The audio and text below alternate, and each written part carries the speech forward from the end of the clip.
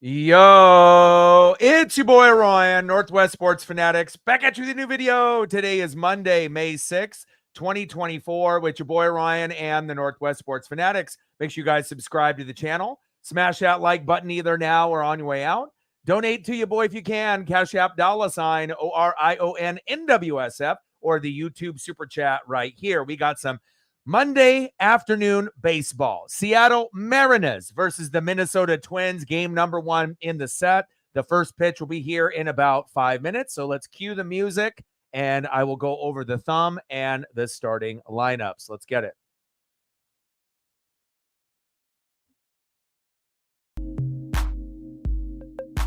All right, baby, here we go. Brand new set, and we're just trying to win series after series after series. This will be attempting for the 7th straight series that we've won. So we're going to try to win 3 out of 4 against Minnesota. It'll be tough, but we'll see what we can do. Oh, baby, and on the thumbnail on the left, it's our superstar, Julio Rodriguez. And on the right, another superstar for Minnesota, Carlos Correa. Let's go, baby. Leading off for the Seattle Mariners, the best hitter and the most consistent player on the team, batting a cool 360, Hollywood, Josh Rojas. Let's go, baby. As much as I love J.P. Crawford, Rojas deserves to be the leadoff hitter for the rest of the year. You can move to J.P. at number 2 when he's ready to come back. Batting second, playing center field, Julio Rodriguez. Let's go, J-Rod. Tridents up. We need you today. Batting third, the switch hitter, second baseman, Jorge Polanco. Batting cleanup and batting fourth, right fielder, Mitch Haniger. Batting fifth, catching for Seattle tonight, big dumper, Cal Raleigh. Way to be big, Cal, getting those homers late. We count on you, we need you, and we got you. Batting sixth, playing first base, Ty France. Batting seventh, DHing for Seattle, Mitch Garver. Batting eighth for the Mariners, left fielder, Luke Raley. And batting ninth, playing shortstop for the Mariners, Dylan Moore. And on the mound for the Mariners, 3-4 record, starting off the year 0-4, has won his last 3 starts, 3-4 now, with an ERA of 3.46. Still got a long ways to go. Luis Castillo. Let's go, baby. The first month of the season does not dictate where you're at this point of the season. Terrible start going 0-4, but now being 3-4 with a chance to tie it up and be 500 and be 4-4. Things are looking up for Luis Castillo. And let's go to the Minnesota Twins.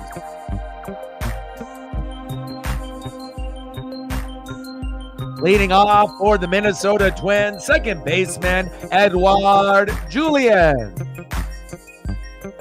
Batting second, DHing for Minnesota, Trevor Larnach. Batting third, playing left field, Alex Kirilloff. Batting cleanup and batting fourth for Minnesota, Max Kepler. Batting fifth, playing shortstop for the Twins, Carlos Correa. Batting sixth, playing third base, Willie Castro. Batting seventh, a former Mariner, first baseman, Carlos Santana. Batting eighth, catching tonight for the Minnesota Twins, Christian Vasquez. And batting ninth, the former Dodger, playing center fielder, Manuel Margot. All right, baby. I see you. I got you on the Twins, but only facing backwards. And on the mound for the Twins, Simeon Woods Richardson. Now, Richardson's got a 1-0 record with a 2.45 ERA. Let's go, Mariners. Let's go, baby. Daniel in the building, what's good? Megan in the building, what's good? Sarah in the building, what's good? Let's go.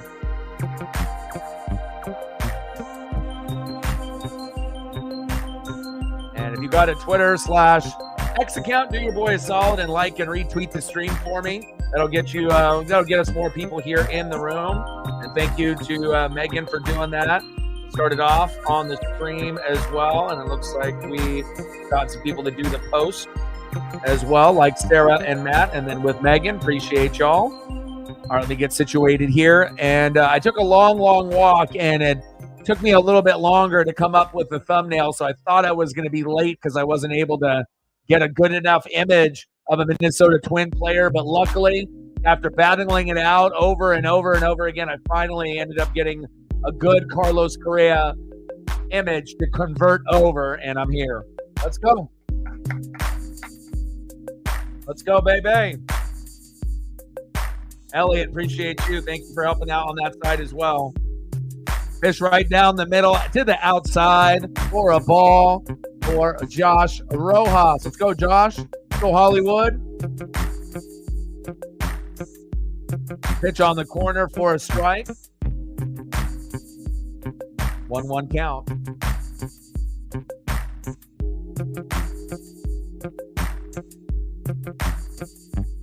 Chop towards first base, foul. 2-1 count for Hollywood Josh Rojas. Let's go, baby. Get off to a good electric start here.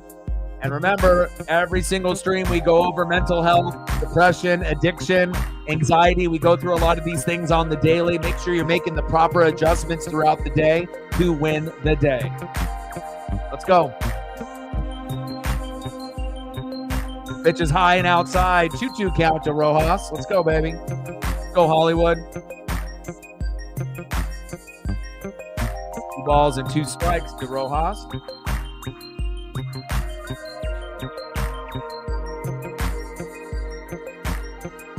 Cups it foul. Count is full. 3-2 count. I mean, who would have thought in that Paul Sewald trade that we got Dominic Canzone and Josh Rojas, and a lot of us were very puzzled and a little upset. Takes a strikeout looking, got him.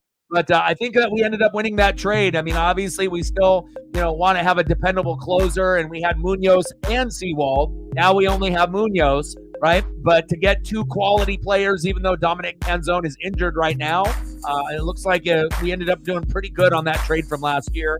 First punch out there by Simeon Woods Richardson. I see you. Next up, Julio Rodriguez. Let's go, J-Rod.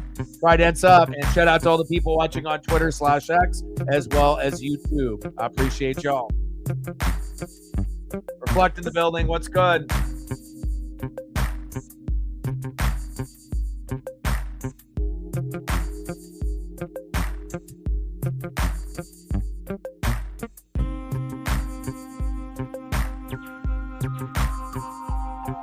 Pitch down into the zone. Nice to see Julio not chased on an 0-2 count, 1-2 count. What's good, everybody?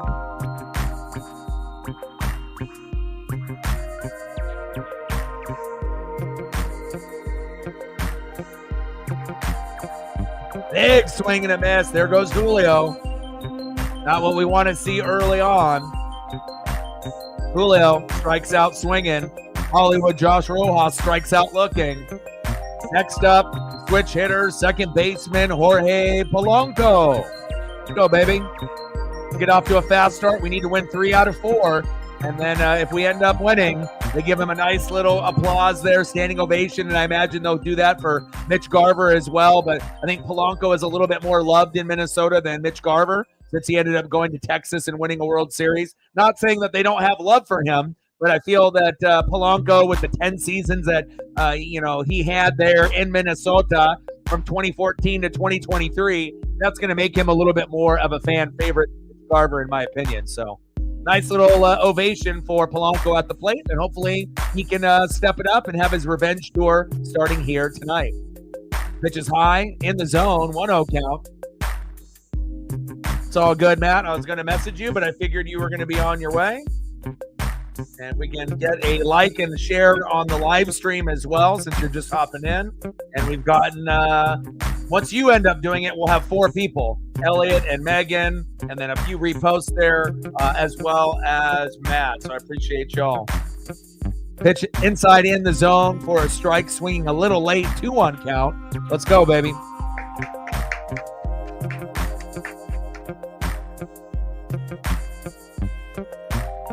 Beautiful weather here in Oregon. Got to go on 2 very, very long walks this morning with the Paisley pup. Got a chance to use that new windbreaker rain jacket that I got for the birthday, representing the Ducks. So, we're having a good time, and we haven't been getting poured on too much. A little bit yesterday, but not so much today. But we'll see later tonight. Polanco chops it foul, back to about the 10th row, and it bounces back onto the field. And he throws it into the second row to a fan. Let's go, baby. There we go. Appreciate you, Matt. Like, sub, donate, comment, share. And again, on every stream, we're going to try to shoot for 20 to 25 likes. If we got enough people in the room, punch them out. 1-2-3 inning for the Twins. Unbelievable. This might be a long, long day. But we're going to try to shoot for 20 to 25 likes and obviously 100 on the donos on every stream. What a good start there by Minnesota. I don't know if I was anticipating that much of a fire start. Now, I wasn't anticipating necessarily, a run or 2 or 3 in the first inning, but I, wanted to see us compete with Simeon Woods Richardson. I get it. He's got a 1-0 record with a 2.45 ERA, but the way that we've been, matching up since the Cincinnati Reds series, we can play against anybody in baseball. Bottom line, we got one of the top 3, top 5 pitching staffs right now. Some of the guys started off a little slow, like Castillo and Kirby, who's a little hurt with the knee, and Miller. And then we've gotten a little bit, more ramped up with Logan Gilbert. Emerson Hancock is still waiting in the wings to figure himself out. Brian Wu is going to be back soon. Hitting hasn't been really the greatest either, but when you can hold a lot of teams to 2 runs or less, you don't necessarily have to get to 5 runs, 7 to 10 hits like we normally have to do. But at some point, we're going to get teams that are going to be able to put runs up on us, and we're going to have to get to that 5-run number to be able to keep up with some of these offensive, high-powered machines in Major League Baseball. Big facts. But so far, not the start we wanted, but I still think that we can win 3 out of 4. And best case scenario, if we can end up winning a total sweep, 4 out of 4 would be great, but I'm not counting on it, especially with, that 3rd or 4th last pitcher. If Hancock has to be out there, that might be a tough one to win. All right, baby. We need you, baby. You were leading the team, 360 average, Hollywood. We need you, baby.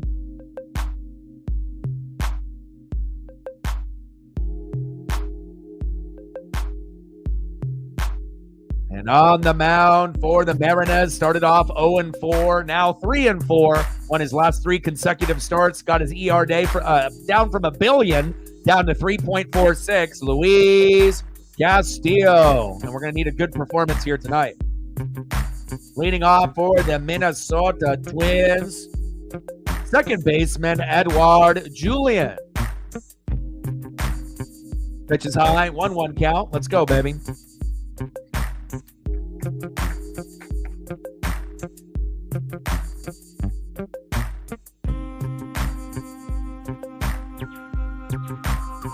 Pitches inside, 2-1 count.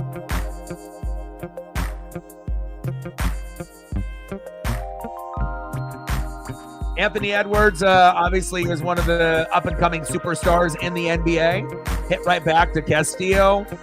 Got him. Tour de France, 1 away.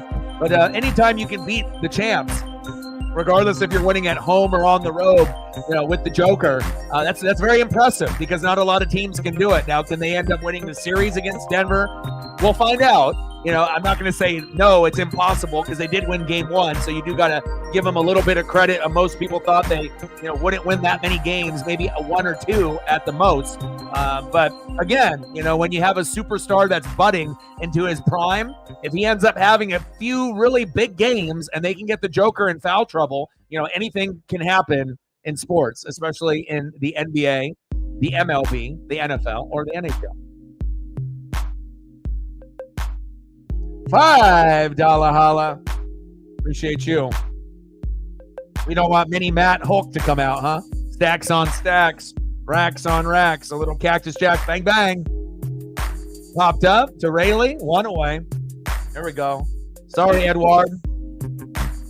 Next up for the Minnesota Twins, DHing tonight, Trevor Larnach. We're at 5. Let's get to Hundo. 95 to go. Hell yeah, bro. That's nice. Is he leading the team in batting average for the Padres? I said if he's not leading the team, he's got to be one of the top 2 with that batting average. At least you would think so. Bottom of the first, 0-0, Mariners and Twins. 2 outs. Next up for Minnesota, left fielder Alex Kirilloff. Chopped up and popped up, going foul. Nice fans there in the first couple rows, battling it out.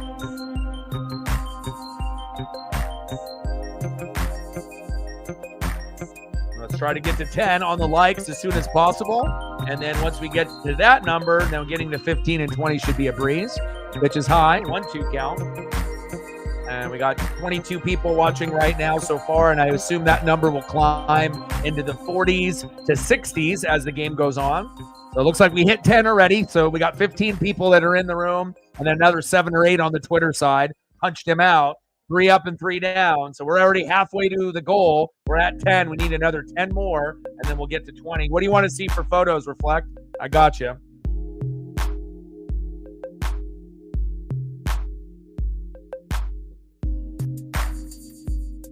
Nice job, Louise. Way to bring that energy and that heat.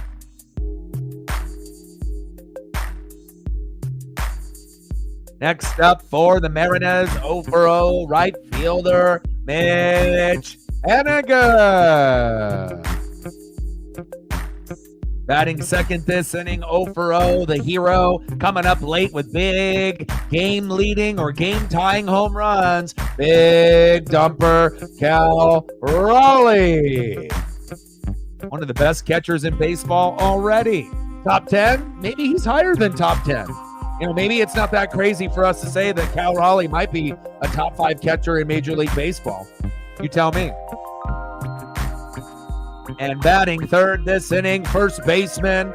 This is a position that we are going to have to replace at some point or another. I know a lot of people like Ty France, but at some point, we might have him for this year, and we'll see how he does. But at some point, we are going to be looking for someone that's a little bit lighter, a little bit younger, and maybe with some swagger that we can insert at first base. But for now, Ty France. Let's go, Ty. Bring that electricity while you're here in Seattle, baby.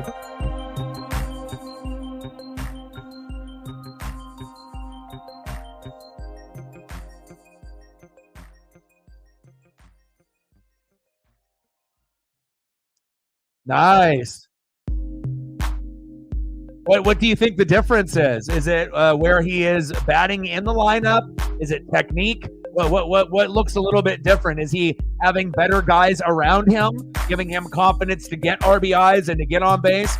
Anything that you noticed from Profar from last year to this year after they traded him away and then he came back? Ooh, Kirby Puckett, old school. Good choice. Frank Viola, Greg Gagne.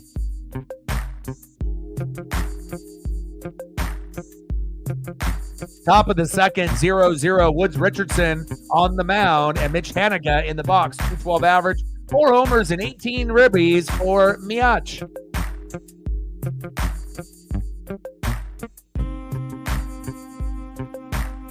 Chop foul.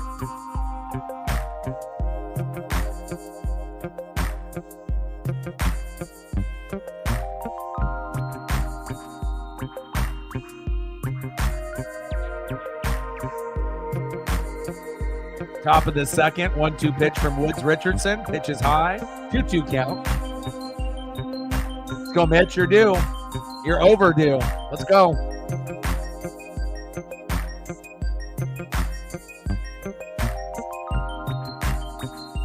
Pitch is inside. Count is full. 3-2 count.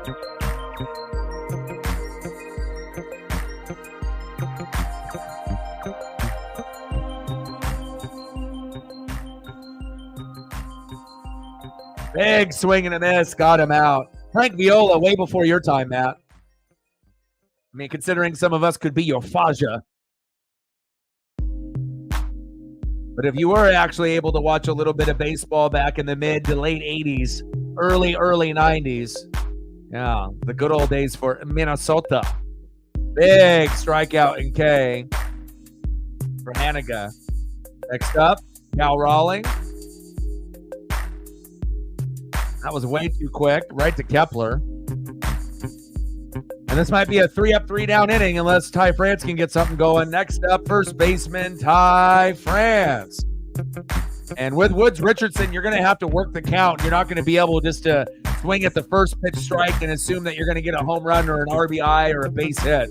So this might be a little bit of a grinded out game.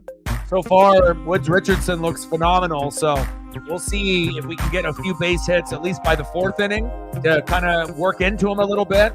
But hopefully we can find a way. Chop towards third, foul.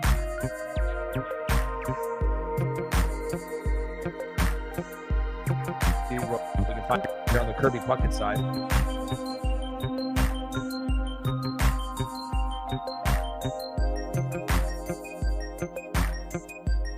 0-2 pitch. Got him. Wow. Okay, well, we're not haters here. Okay. Woods Richardson wheeling and dealing. All right, Simeon.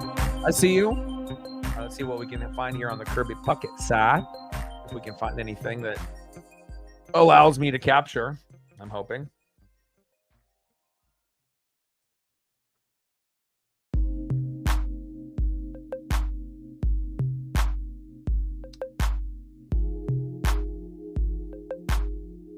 Maybe some old school sporting news or Sports Illustrated. Wow, look at that. Back when things were cheap, you know, when the magazines and whatnot, you know, were $1.50, $2.25, $2.50, $2.75 before the whole $4.95, $5 and up for a magazine, you could actually get a sport magazine for a couple bucks.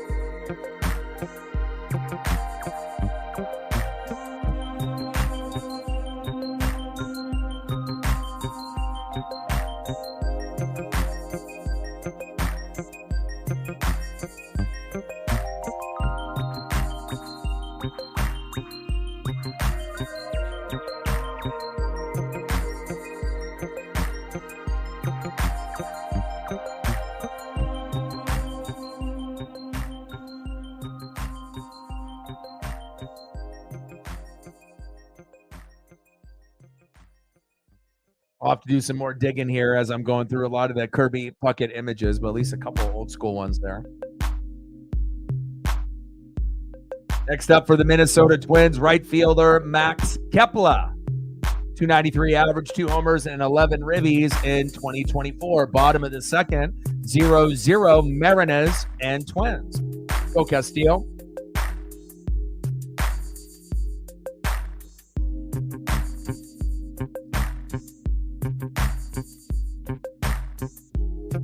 The Homer hanky. Man, old school. Let's go, Louise. Chop towards third, foul.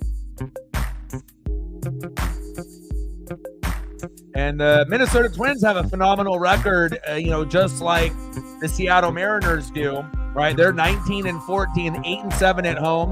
We're 19-15, and we're 8-7 away. But again, 7 of their 12 straight were versus the White Sox, and the White Sox are bootios.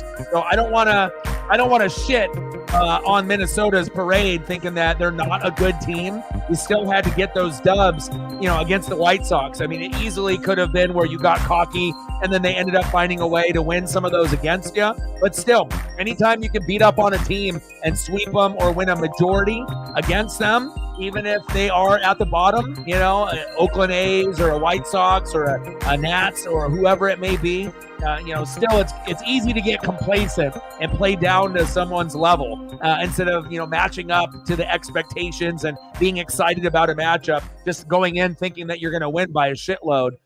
So Minnesota is, doing better than people anticipated, but also remember, the White Sox were on the schedule early and they beat the fuck out of them. So, do I still think they're as good as us? No, but I still will give them a little bit more respect than maybe most, that are out there that are judging the Minnesota Twins.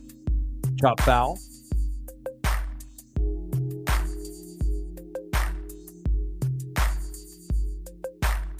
Like, sub, donate, comment, share, help your boy out. 3-2 pitch, right back to Castillo. Too slow. Throw to first. Good thing that we got second baseman and shortstop on lock while JP is gone, even though they do make some errors from time to time. All right, looks like we're at 11. We need 4 more people to smash the like button, and we'll be at 15. So if you haven't done it yet, please do. That'll help us out.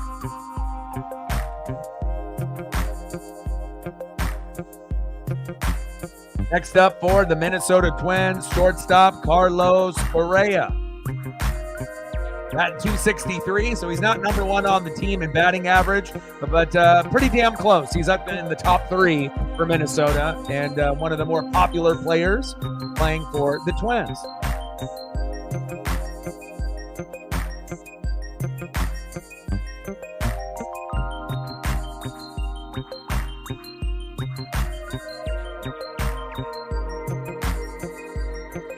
Oh-2 pitch. Pitch is outside. 1-2 count.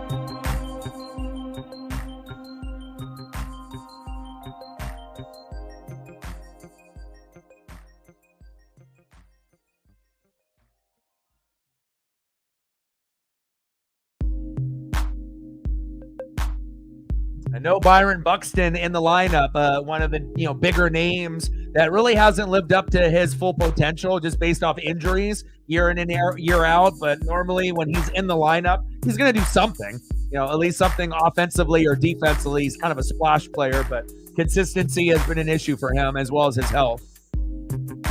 Bottom of the second, 0-0 Mariners and Twins, 2-2 pitch. Got him. Got him to chase. Nice job, Luis. Yes, sir. Mariner Moose out early. I like that.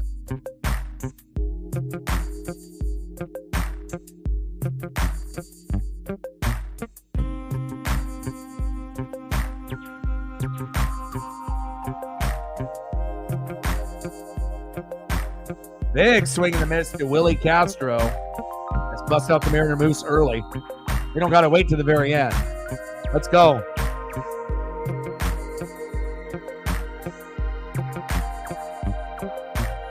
Big swing and a miss for Castro behind in the count 0-2, 277 average, 2 homers and 12 ribbies in 2024.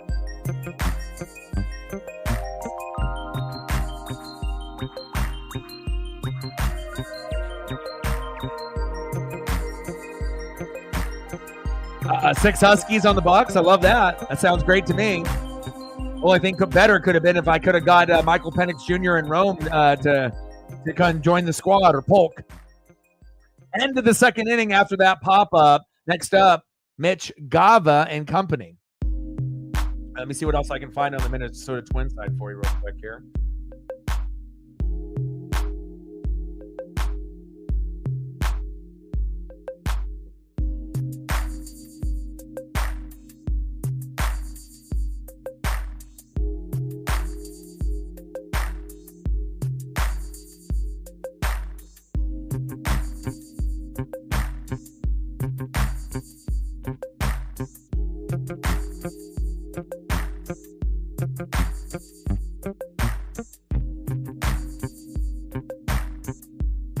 Greg Gagne highlight reel, huh? Oh, okay. Maybe Frank Viola. Maybe I can throw him in here real quick. This is like my whole childhood here.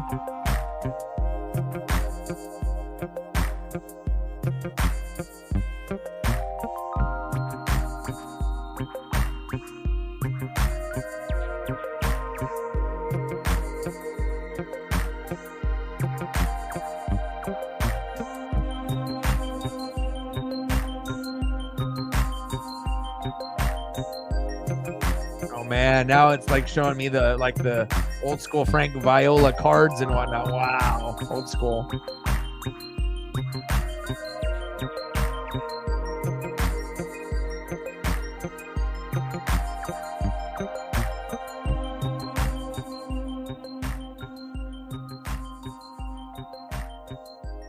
Yeah, I don't know which one to choose. They got all kinds of crazy ones in here. Most of them aren't going to fit the screen though, unfortunately.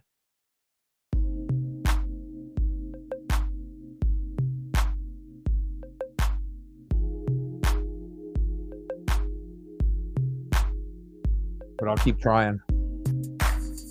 And one of these 1987s will pop in. All right, next up, Mitch Garver. Let's go, Mitch. Some like to be able to format, others take a little bit longer, or just don't want to format at all. Last two games, 3 for 9, 2 doubles, and a hit by pitch. Top of the third, 0-0. Simeon, Woods, Richardson, wheeling and dealing. It's going to be a battle here until the 6th inning. There we go, Garv. Yes, sir. First hit for the Mariners. DHing Mitch Garver. Yes, sir. I like that.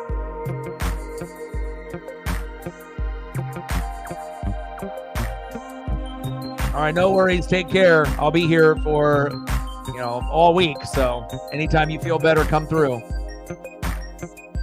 Hope you feel better. You can get all your work done. Pitch inside for a strike. 0-1 count.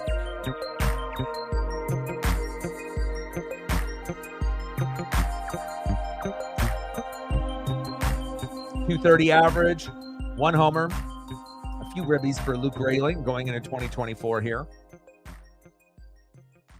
Pitch is low in the dirt, 1-1 count.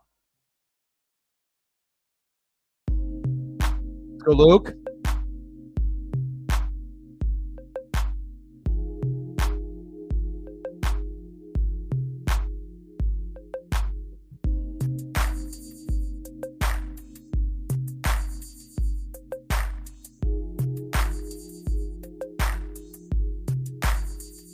Rayleigh chops it foul.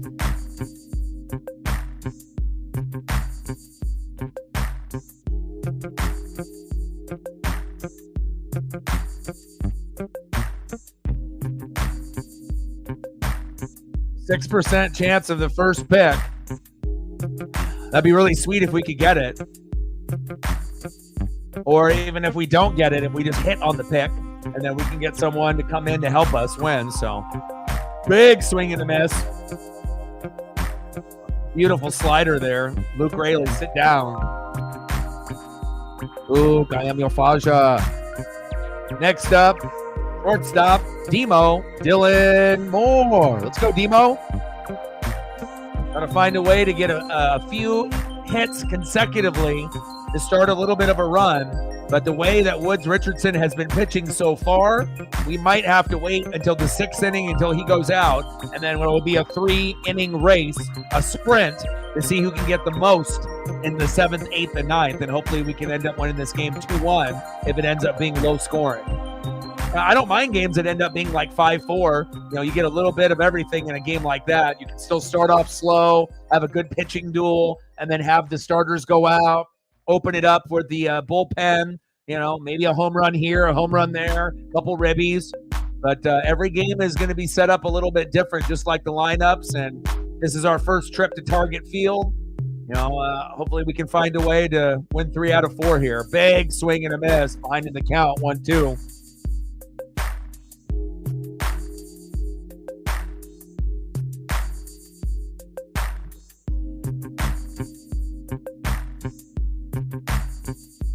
How do they do the hockey draft? Do they do it like the NBA with like ping pong balls based off the percentages and whatnot? Or is it different? Line drive to the outfield and left field. Dylan Moore lined out. 2 away. Next up, Hollywood. Josh Rojas. He was batting .360 going into the game. Got out on his first at-bat. Now he's down to .355. Let's go, Josh. Get that batting average up, baby. Go, Hollywood.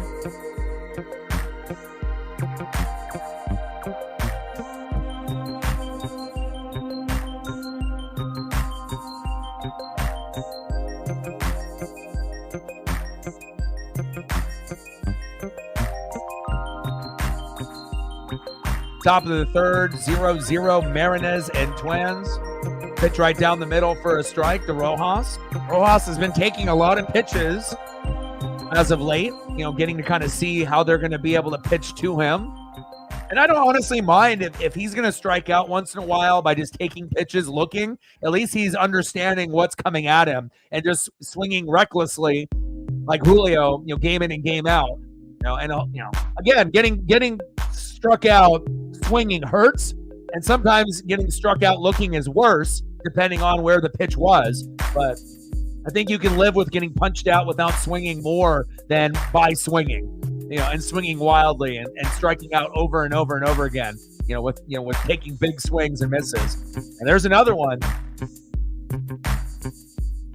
Second time Rojas has been punched out looking and not really agreeing with the strike zone with the ump. I would agree as well. A little odd to see Rojas strike out twice looking, but I think he'll bounce back once this pitcher goes out. So far we got to give Woods Richardson his flowers. He's been wheeling and dealing. He's got 7 Ks already in 3 innings. That's phenomenal. All right, Simeon, calm the fuck down, man. Why you got to be balling out on the Mariners so much?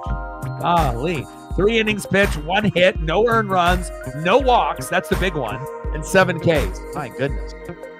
Like that? He's like, Mariners who? Okay, well. Luis Castillo, 1.2 innings pitched, 0 hits, 0 earned runs, no walks, and 2 Ks. A little bit different than a 7K performance so far, but we'll take it. It's still 0-0. Next up, the former Seattle Mariner first baseman, Carlos Santana. I enjoyed his time in Seattle, just like Mike Ford.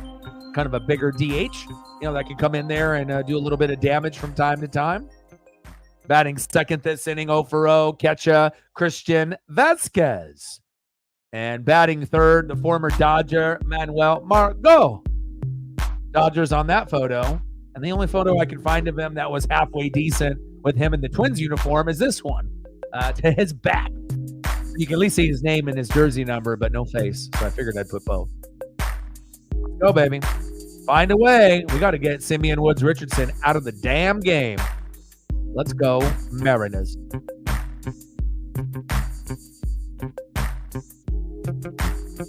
Lauren in the building. What's good? Go M's.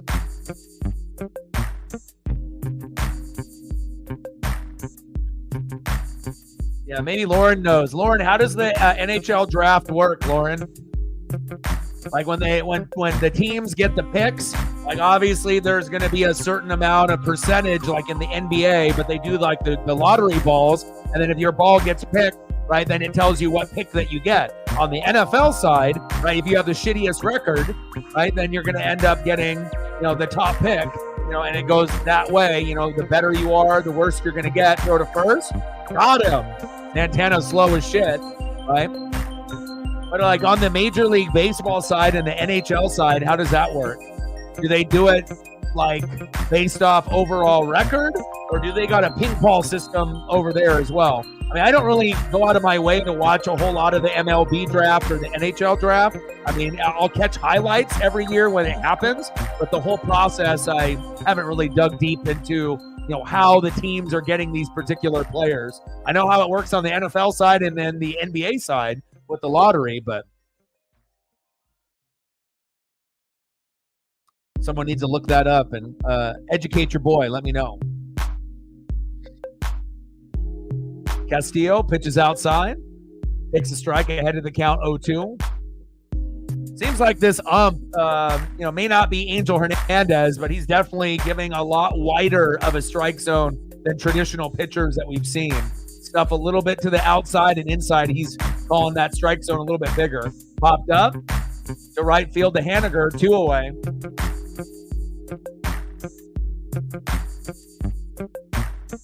Next up, center fielder Manuel Margot.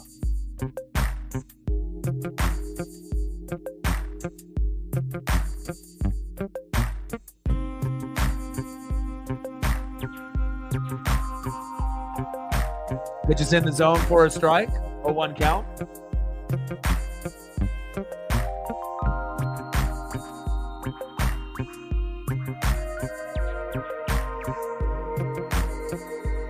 I got a chance to be able to spend time with Paisley yesterday. Got a chance to watch the Mariners get that big dub. It felt good to be able to, end that series on a good note. And then obviously, jumping in from the Astros to the Twins, you already know what you're going to get yourself kind of into, even though their record, shows 19-14. A good chunk of those wins were against the White Sox, but you still got to respect them. You're in Target Field, you're in Minnesota, you're not in Seattle. And then also I got a chance to watch the Kansas Speedway NASCAR Cup Series with the closest finish in NASCAR Cup history with a 0.000 difference, which was insane.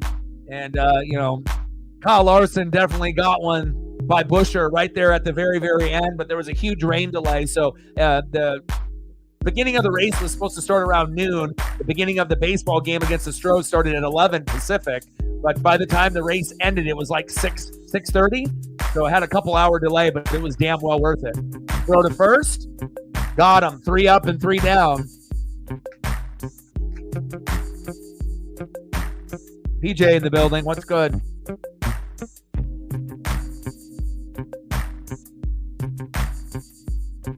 See who's due up for the Mariners. Anything else that you want to be able to see either Twins-wise or Mariner-wise? Reflect, let me know. And I have a little connection to the Twins. I'm not a fan of that team whatsoever. But again, the AAA affiliate here in Oregon, the Portland Beavers were in existence, back in 80s and 90s. And then they did the Portland Beavers to like the Portland Rockies. And then they came back to the Beavers. But in that time in like the mid to late 80s, early 90s, when the Minnesota Twins were very, very good, the AAA affiliate for them was the Portland Beavers. And I did end up getting some memorabilia from a few games when I went as a kid. And I just remembering, wanting to go to Seattle to see Randy Johnson and Griffey, but again, couldn't afford to go all the way up there all the time. So to kind of hold us over, we would end up going to the Civic Center there in downtown Portland and to watch the Portland Beavers play. And they were exciting. I mean, you definitely felt that it was the closest thing to professional ball in the late 80s, early 90s with them. You could tell it wasn't single A or double A, or something like Hillsboro Hops that we have here in Oregon now. It was nothing amateur baseball. I mean, it was very, very good quality baseball. And there was a few guys, that went up and down. Chip Hale, Terry Jorgensen, Bernardo Brito. I still remember some of the names of the guys that I used to watch back then. So it definitely fed me a little bit more interest to pay attention to the Twins, to see if any of those guys could make it, from AAA all the way up to the big leagues. And then obviously some of them, made it for a little bit, but ended up getting sent down. Very competitive there in the 80s, early 90s when they were on their championship run. But still very, very cool to have that connection here. And the Portland Beavers do not exist anymore. We don't have a AAA team anymore. So obviously a lot of those memories and the memorabilia are going to stay very true to me. And obviously a lot of the memorabilia value-wise has gone up since the Beavers do not exist anymore. It's like you either got the memorabilia when they played or you didn't. The only way to get it now is like eBay. Popped up, center field, in the top of the 4th, 1 away. Julio still just, we need you to have some patience. Julio says, what's patience? Okay. All right. Maybe one day, Julio. Next up, second baseman Jorge Polanco.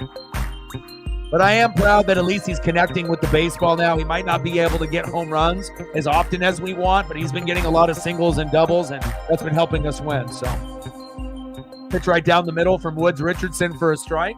Top of the fourth, 0-0. Game going by pretty quick. We're already 45 minutes in, and we're already halfway through the game. Usually games last about 2 hours and 30 minutes. We're pacing for this one to end in about an hour and 30, unless these pitchers go out.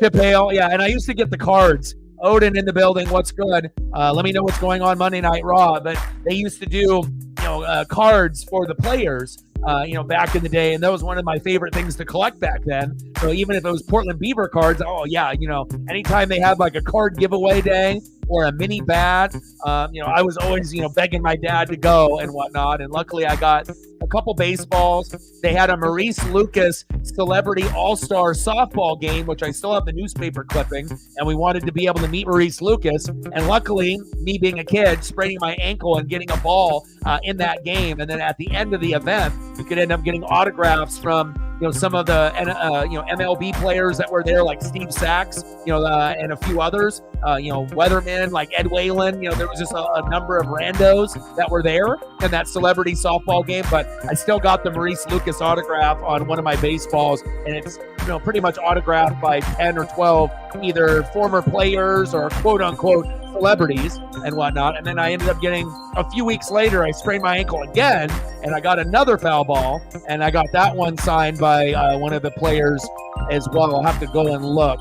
It's another Louise, but I have to go and look to see specifically who signed my ball. But I know he signed it twice for me, on the first ball and then also on the second ball that I ended up getting. Top of the fourth, 0-0. Seattle Mariners, Minnesota Twins. But probably the coolest thing that I was able to get was the batting gloves. When I snuck down into the front row with this rich couple, and security came up and asked them if I was their kid, and they lied and said yes. And then I got to stay down there for about 2 innings. And then we ended up hitting a big grand slam, and I yelled down to the player, Terry Jorgensen and Bernardo Brito down there, and they ended up taking off the batting gloves and throwing them up to me, which was wild. That was something that never happened. And like I said, you never really see single A, double A, triple A players take off their gloves, because a lot of times those players will wear the same gloves all year. And, the gloves that I have, they've been in a Ziploc, and I'm looking at them right now, and they've been in the same Ziploc bag since 1992, since I was 10. And there's definitely some wear into them. You can tell these were his everyday gloves that he wore every day. And I was just lucky enough to yell down at him. He saw me, and I still have them. Feels good. And I would never sell them either. They're probably not too much value in them, maybe $50 to $100, just because it's AAA game used memorabilia. But even if someone offered me a couple hundred for them, I wouldn't sell them. Too good of a memory. Let's go to the bottom of the fourth inning. 0-0 Mariners and Twins.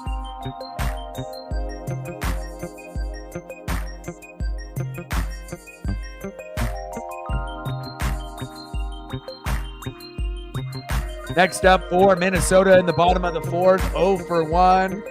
Second baseman, Edouard Julien.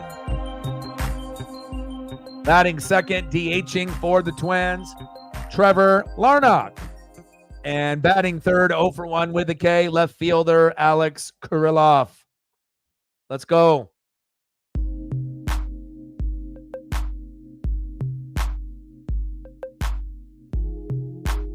Odin Son with a tour. Appreciate you, man. Every dollar counts.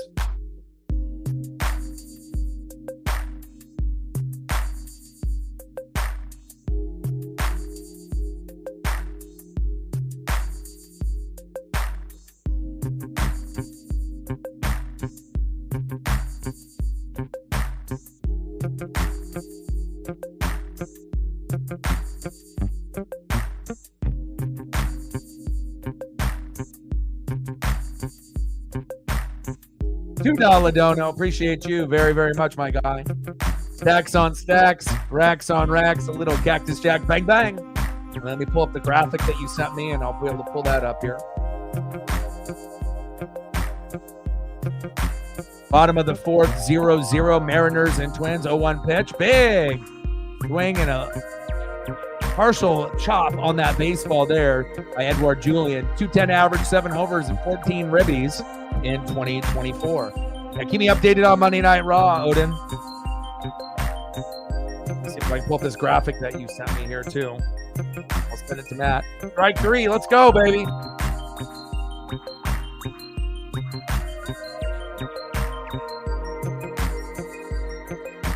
Save that. Let's see if I can send that to Matt. Pull it from there.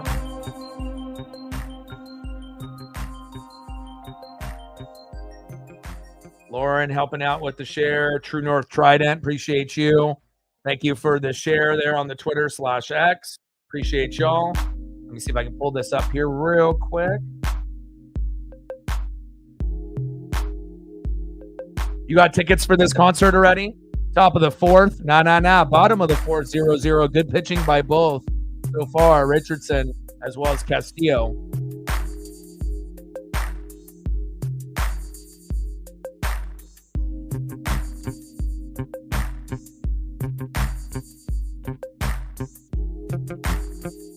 O2 pitch to Larnach. Pitch low into the zone. Metal crushes all tour 2024. I assume you're going. Very cool. Popped up by Larnach. Flight out to Julio. 2 away. Trident's up. Next up, left fielder Alex Skurloff. See if I can get you a good amount photo.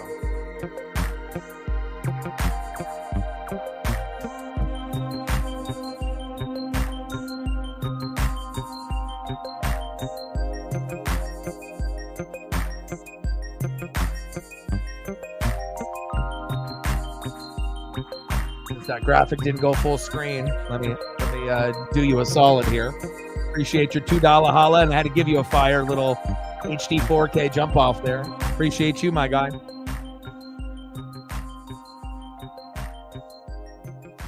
Bottom of the 4th, 0-0, Mariners and Twins. Man, it's been a pitching duel, and we've been saying that for pretty much every Mariner matchup for quite some time now. 4 innings pitched, 1 hit, 0 earned runs, 0 walks, 7 Ks for Woods Richardson. Castillo, 3.2 innings pitched, 0 hits, 0 earned runs, 0 walks, and 4 Ks. So we got 11 Ks combined, and we're halfway through the matchup. That's why we don't have any runs yet.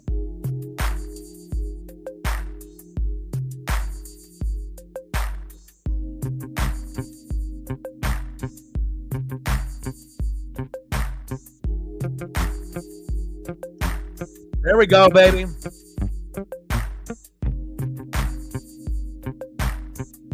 Nice job, Louise. That's what I'm talking about, baby.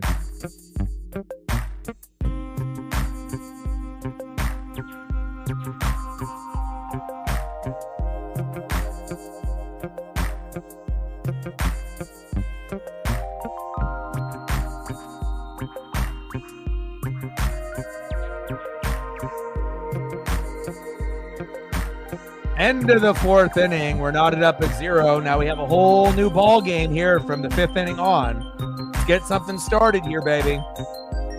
1 hit for the Mariners, nothing for the Twins. Lots of Ks for Woods Richardson. Not enough for Luis Castillo, but we can still find a way to get this dub. Leading off for the Mariners, 0 for 1. Big dumper, catcher Cal Raleigh.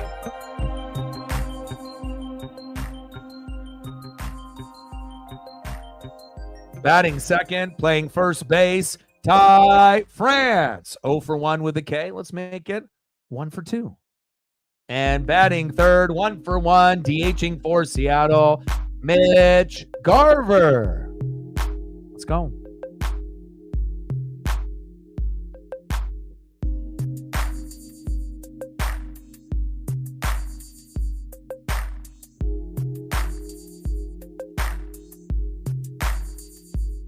You know, it's one of those things, you know, we can definitely tell, you know, who's going to be a fit on the channel or not.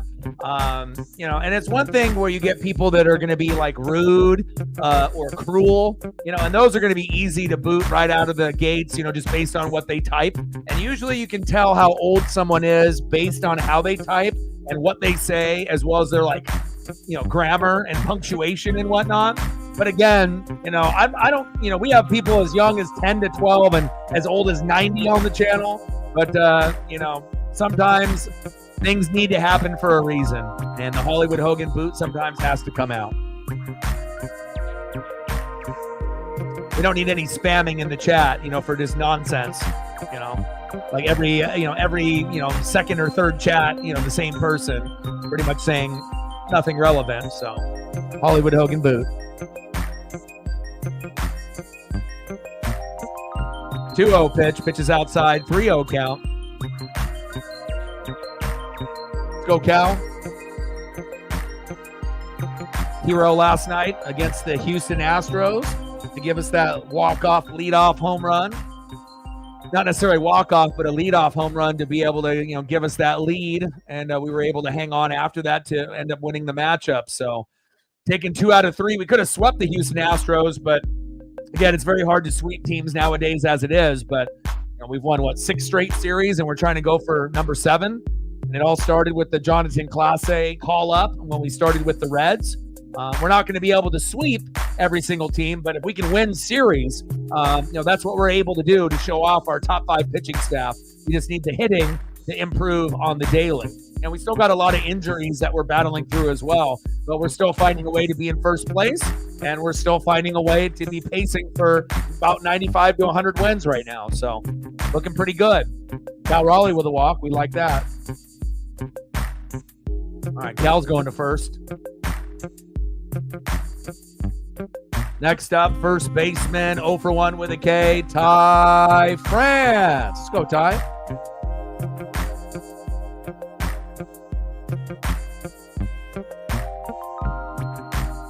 Well, let me tell you, brother.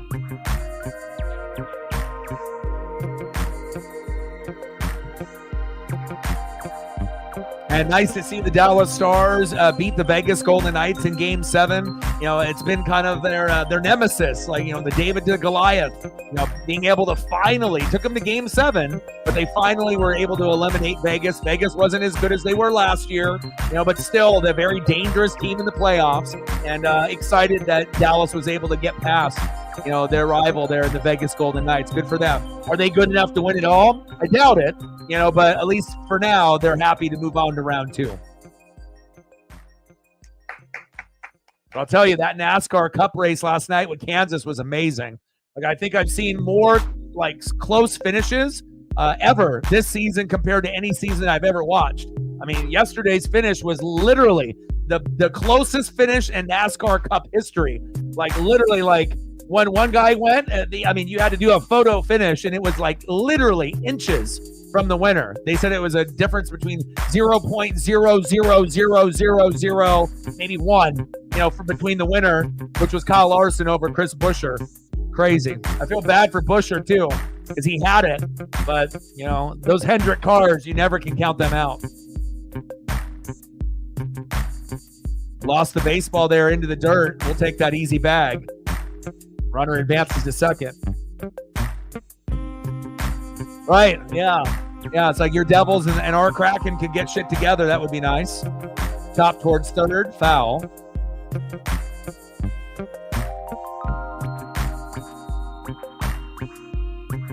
Brittany helping out with the likes as well. She's spying on your boy.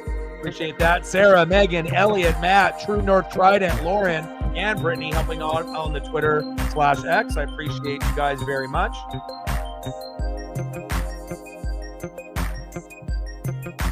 Oh yeah, Talladega was great. I had so much fun watching them. Like I said, I wish we had enough of a fan base for me to be able to do it, because it's one of the most enjoyable things for me on the weekly that I get to watch, because it's only on once a week.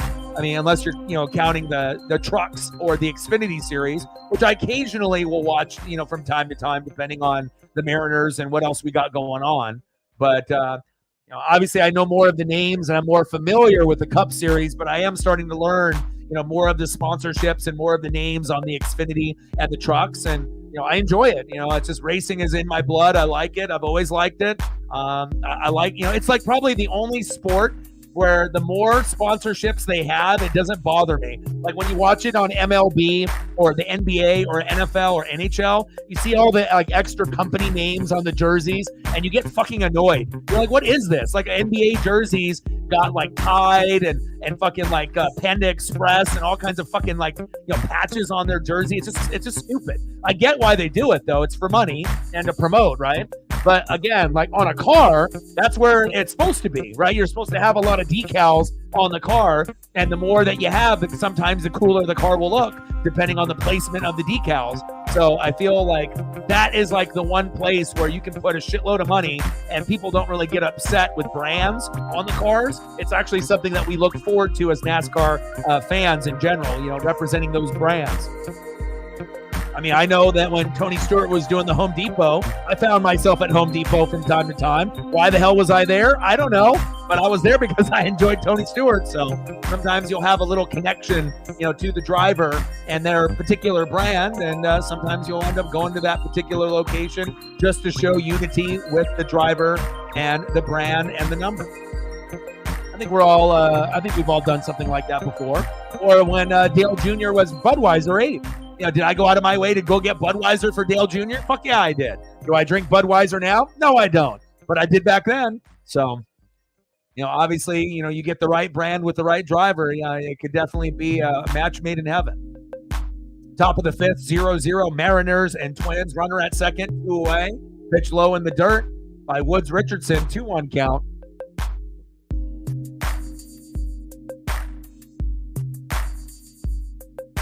Yeah, there's been more close finishes, I feel, this year than almost any year I've watched in a long, long time. It's been very, very, very good, very exciting, edge of your seat, and not like one of those races where you just watch the beginning and then skip the middle and watch the end. Throw to first, got him. We'll leave one stranded. We're in the middle of the fifth, still knotted up at 0-0. Something's got to give. All right, where are we at the likes right now? What are we sitting at? We were at 10 about 30 minutes ago. Where are we at now?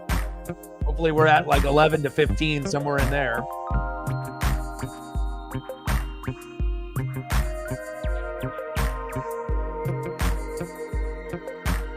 Where are we at? We're at 13. All right, so if we can get 2 more people to smash the like button, that'll put us at 15. One person just did it now. Thank you so much. Tried and set up. I love you. Appreciate you. We're at 14. We got 6 to go, and we got 27 people watching. So I appreciate y'all very, very much.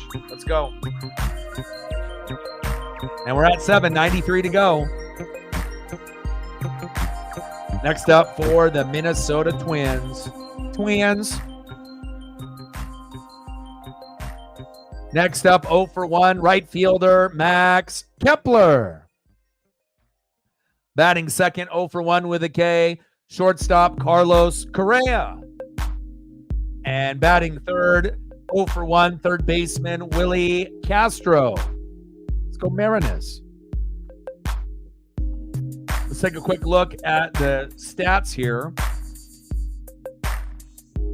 All right, Simeon Woods Richardson. I think a lot of people don't know who he is, but after today, more people will remember him. 4.2 innings pitched, 1 hit, 0 earned runs, 1 walk, 8 Ks against the Mariners, and has got his ERA down to 1.83. Nice job.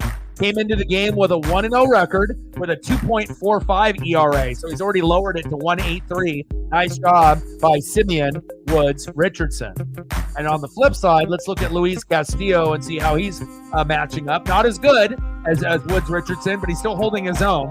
4 innings pitched, 0 hits, 0 earned runs, 0 walks. That's a big one. And then 4 Ks. So even though Woods Richardson has doubled him up on the Ks, we haven't given up any big plays just yet until right there, Ty France fumbles the bag and an easy out turns into a stand-up double. God damn it, Ty. We need someone better at first base. And I don't want to have someone like, someone that's old, that can't move that well. Like, Carlos Santana is the first baseman for the Twins. And sometimes you end up getting these slower, kind of methodical, not really sharp, in the box or on defense. Sometimes they can be sharp in the box and at first, but as they get a little bit older, you can kind of tell the lackadaisical, kind of effort, either in the box or at first base. I'm kind of ready for a young, fresh, like rookie first baseman, that's got some power and some great defense. I would love to be, not that I don't like Ty France, don't get me wrong, but I feel that a lot of Mariner fans have kind of, felt the writing is on the wall, that maybe we should have gotten rid of him a couple years ago and tried to find someone else to fill the role at first base. But again, he was an all-star just a couple years ago, got injured and got kind of fat last year, and started to go into 2024 a little bit better in shape. Him and Cal Raleigh, he lost a little bit of the dumper, so they both, worked out a little bit harder. But still, with Ty France, he kind of goes in waves. Sometimes he'll be really, really good, and then other times he's absolutely terrible. So, it is what it is. But at least for now, he's at a decent batting average. He's batting 250, and that's still quite a bit higher than most on our team. Like in this current starting lineup today, he's third. We got Rojas 351, Julio 257 at number 2. Number 3 is Ty France at 250. So Paul Goldschmidt, if you want to trade away Paul Goldschmidt, that means he's struggling and doing terrible this year. Just like you guys wanted to get Logan Gilbert for us, and I said, no, best pitcher on the team. He won the last 10, 11 starts, and he's the best this year. Wow, off the wall, 1-0 Minnesota. Uh-oh. Goldschmidt's still a Hall of Famer, but that's bad when everyone on the team, if you're having problems pitching and you're having problems with the hitting. Seems like, it might be a long year, but we said that last year about the Cardinals. But again, anytime you end up, bringing down Jordan Walker to AAA again, again, it shows you how important pitching is and being able to have the right guys in the lineup. You can have big names, but again, just because you have big names doesn't mean that they're going to be able to be great every game, game in and game out. But hopefully things turn around in St. Louis. 1-0 Minnesota. 165. Jesus Christ, that's bad.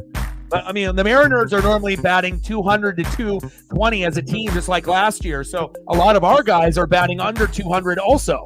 So I'm there with you. We only have a couple guys that are batting into the 250s and up. And then we got one guy batting above 300 and, Josh Hollywood Rojas. So that's it. So we literally only have one good player this season. And overall, not including pitching. But if we really are being honest, the two best players on the Mariners this year, would be Josh Hollywood Rojas 1, Logan Gilbert 2, or vice versa. One is a hitter, one is a pitcher, but those are the only guys that, have really been consistent. Now, other guys are starting to get hot, from time to time. Julio, Ty France, Castillo, Miller, Kirby, they're kind of going up and down, but yeah, anytime you're a Hall of Fame player and you're batting 165 instead of 265 or 365, yeah, definitely that's tough.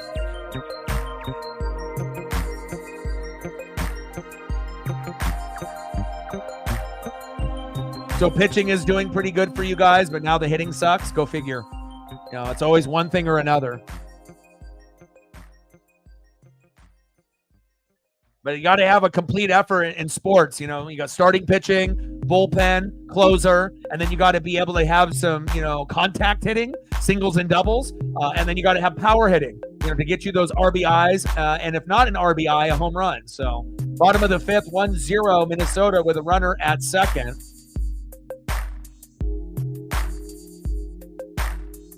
Correa doubled the center. Kepler scored 1-0 Twins. Come on, Mariners. Castro popped up. Get that, Haniger. One away. Sorry, Willie. Next up, the former Mariner first baseman, Carlos Santana.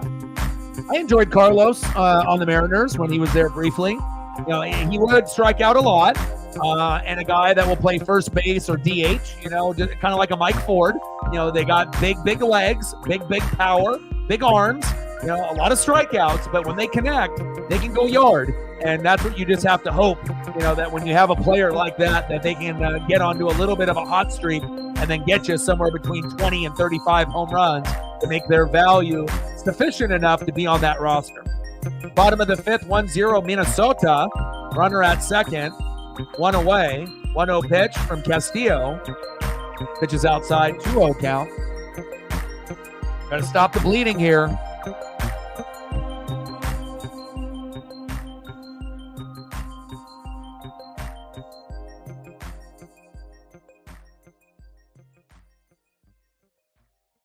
Two-0 pitch inside towards his chest. 3-0 count. Uh-oh. Luis starting to lose his touch. And George Kirby's got a little bit of a knee issue. So it's going to really come down to Logan Gilbert, Bryce Miller, and then hopefully Brian Wu will be back here very, very shortly. And until we can get Castillo up to speed. Another walk there by Luis Castillo. But again, he started off 0-4 and he's 3-4, so it could be much worse. He could be like 0-7 right now. So at least he was able to fight back from that 0-4, start to a season. Most guys cannot recover from that. You start off 0-4 as a number one player on the pitching staff. A lot of times mentally you're screwed after that. And then you'll just kind of get into this depression and funk. But luckily the Mariners have been able to give him a little bit of run support, and he's been able to kind of find himself. And if he can find a way to get some run support here, we might be able to squeeze out a win for him, or it might be just a no decision for him, and someone else will end up getting the win or the loss. But 3-4 is a hell of a lot better than 0-4. 0-4, a lot of us were very, very concerned. Like, what the hell is going on here? And that's why we were so terrible in the first 10 games of the season.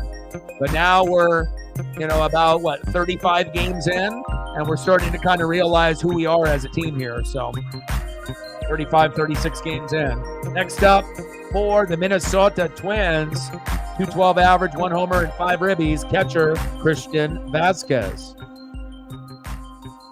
Chop foul, behind in the count 0-2.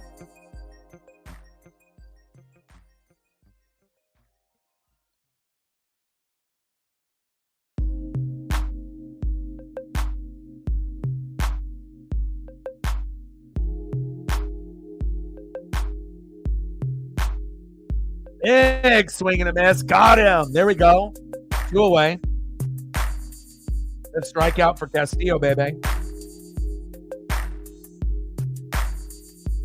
Nice job, baby. Keep it moving. Keep it moving. Get out of this inning. Let's just give up 1 run. Let's stop the bleeding. Apply pressure. Apply pressure to the wound. Let's go. We don't want to bleed out here.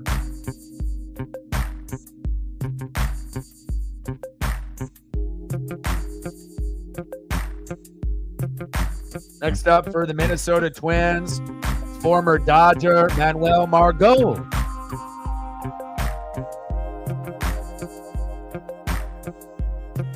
Throw to first.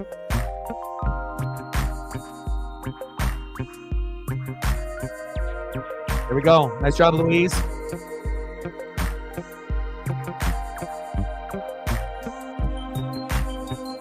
Odin's son, I'm not sure if he's still in the room or he's watching Monday Night Raw.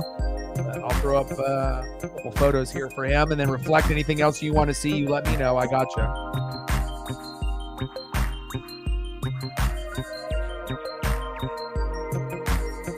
See if I can find one more of these for him.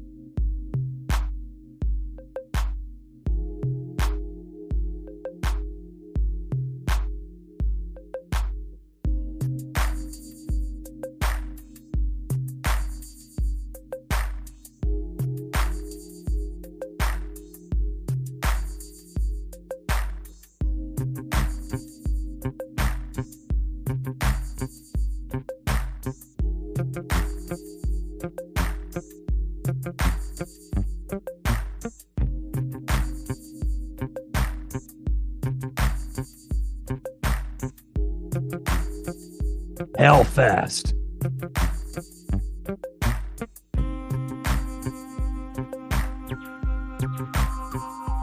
Next up for the Mariners, 0 for 1, Demo Dylan Moore. Next up, 0 for 2 with a couple punch outs looking. Third baseman, Hollywood, Josh Rojas. And batting third, 0 for 2, center fielder, Julio Rodriguez. Let's go, baby. Trident's up. Let's go. Bring that electricity and fire. We need you.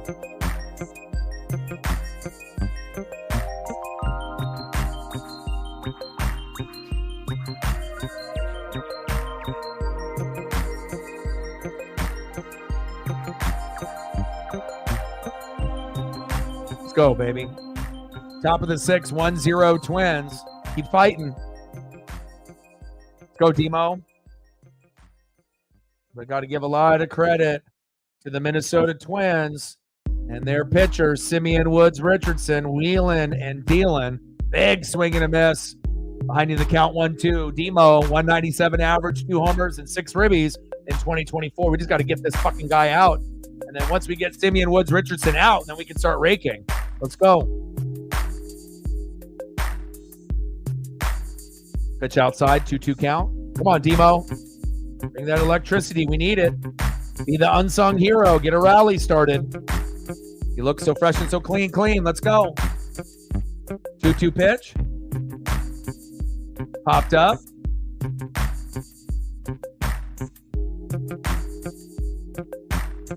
One away. Next up, third baseman, Hollywood, Josh Rojas.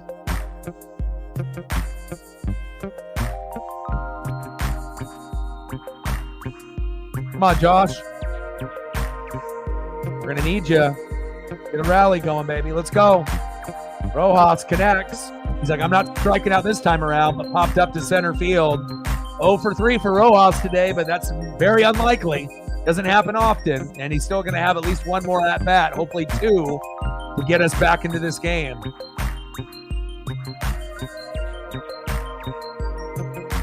Top of the 6, 1-0 Twins, 2 outs.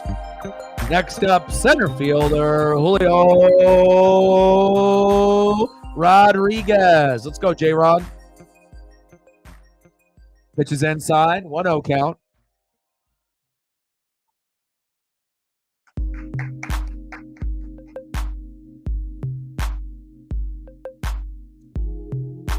Let's go, baby.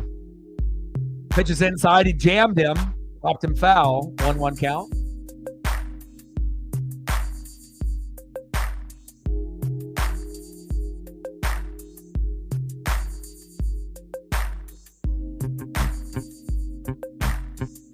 Pitches inside, 1-2 count, or 2-1 count, excuse me.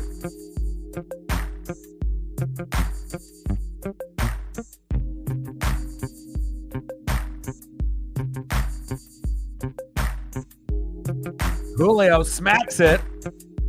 Foul. If that was fair, that would have been a homer. We haven't seen him hit it deep like that in a long time. Come on, baby. Come on, Julio. I need you. Can't be sitting on 1 home run for the whole season. 2-2 pitch. Chop foul.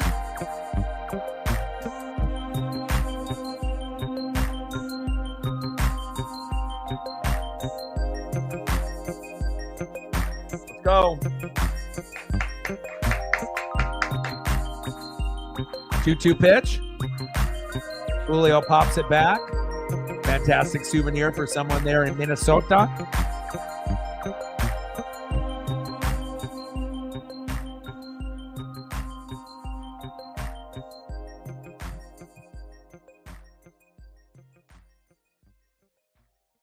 Two-two pitch.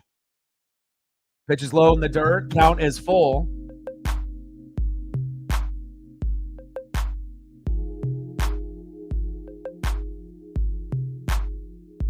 Come on, baby.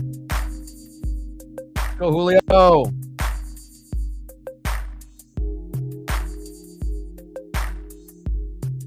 Dribbler towards third base. Throw to first.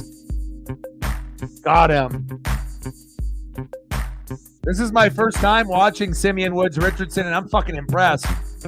Again, I know that the Mariners can't hit that often, and we struggle in that department, but just the way his location of his pitches and what he's presented, 82 pitches, 51 for strikes, 8 Ks, 1.74 ERA. I mean, that'll definitely do it to Seattle, and hopefully we can get his ass out of there.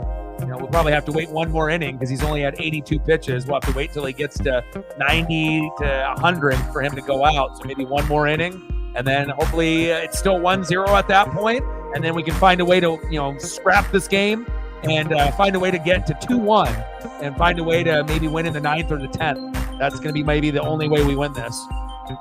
Got to find a way to get a rally going. Let's go. 1-0 Minnesota. Carlos Correa doubled to center. Kepler scored in the bottom of the 5th. 1 hit for the Mariners, 1 error, 1 run for the Twins with 1 hit. So it's been very bleak for both teams. So he was up for the Minnesota Twins.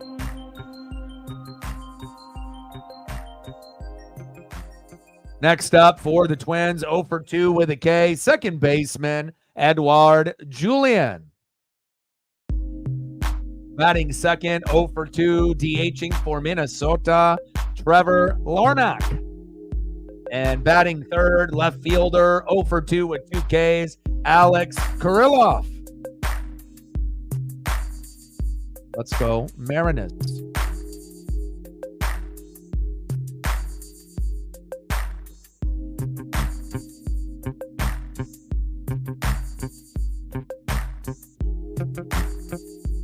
We're going to need him more than ever.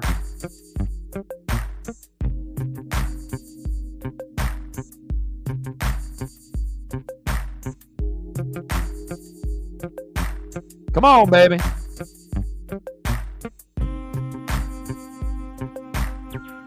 First pitch strike to Julien ahead of the count 0-1. Let's go, baby. Let's go, Castillo. Pitch is outside. 1-1 count. Castillo's mechanics look a little weird this season.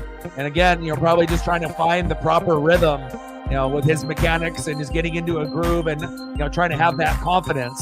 But it seems like he's kind of just like pitching to locations and he's just throwing it as hard as he can and he's not really hitting his spots. He's just throwing it as hard as he can in hopes that the ball will land in the proper area and then Cal can frame it. You're not going to be able to get 10 Ks each outing doing it that way. We need the old Luis Castillo, but I'm not sure if we're going to get the old Luis Castillo that we got when we first got him from the Cincinnati Reds, 2-3 years ago. That Castillo might be long gone from now. Nice K there, though. I like that. Nice job, Luis. Keep it moving. Stay confident. Nice job, baby.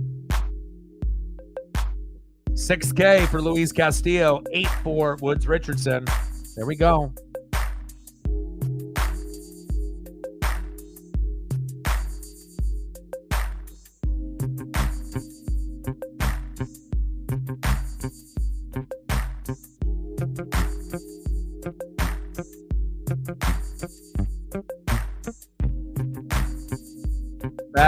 Back, Julio. No fly zone. 2 up and 2 down. Here we go. Sorry, Trevor. Not today.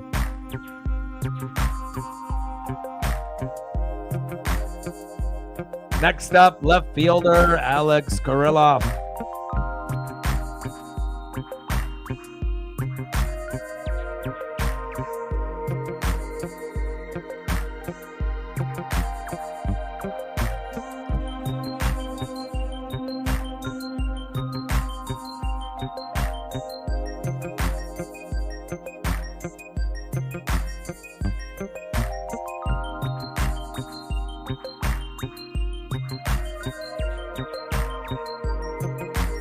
Come on, baby.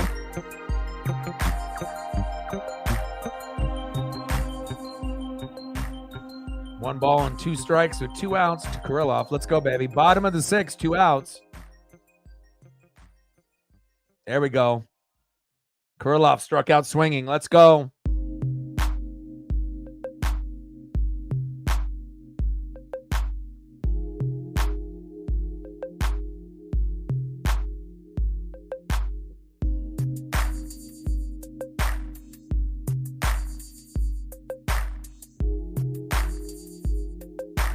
There we go. 7 Ks for Louise. Good job.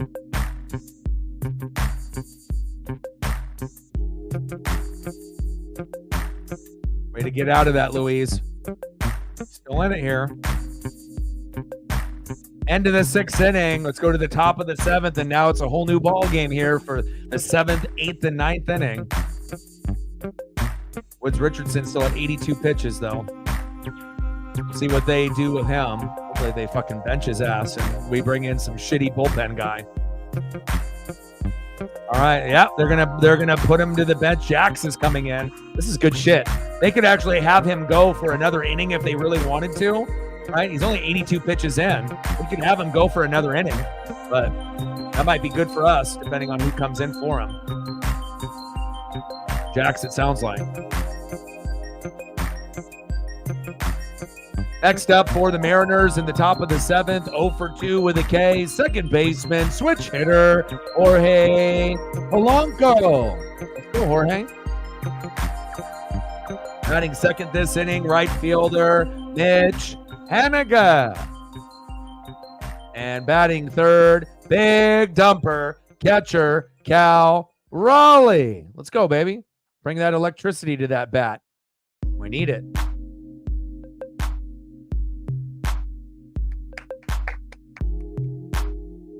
Let me take a look. I don't think so. Normally someone will message me if just the $2 from Odin Sun so far. That's it. But we'll see if we get anything from now into the end of the matchup. Hopefully we do. And where are we at on the likes right now with a couple innings left? How close are we to 15 to 20? Hopefully we're making some ground there. We're still at 13. We got to keep moving on that. Need 7 more. We got 17 people in the room. We got 2 people that just smashed the like button, so I appreciate you. We got 5 more to go. We got 40 people in the room, okay, between both locations. We need 5 more people to smash the like button to get to 20. That'll be bare minimum. We're at 15 right now. 5 more.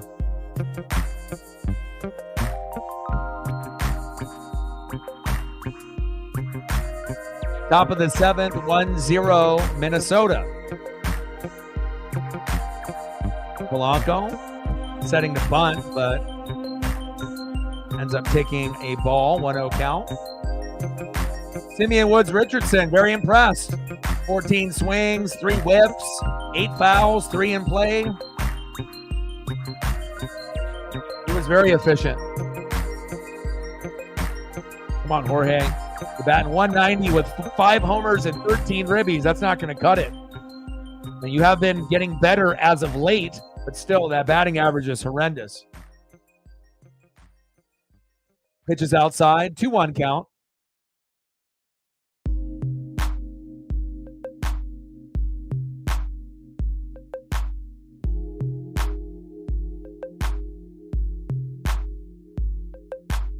Two-one count to Polanco from Jax. Take a look at Jax's numbers. What are you looking at? Let's see. He's got a 1.93 ERA.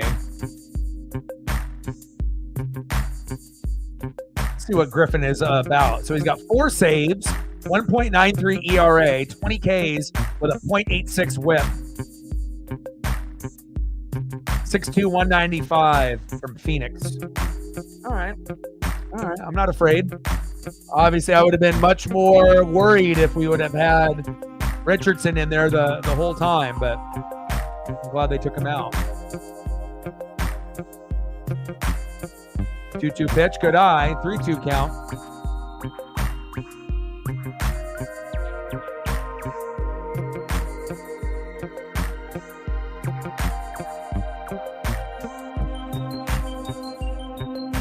Polanco.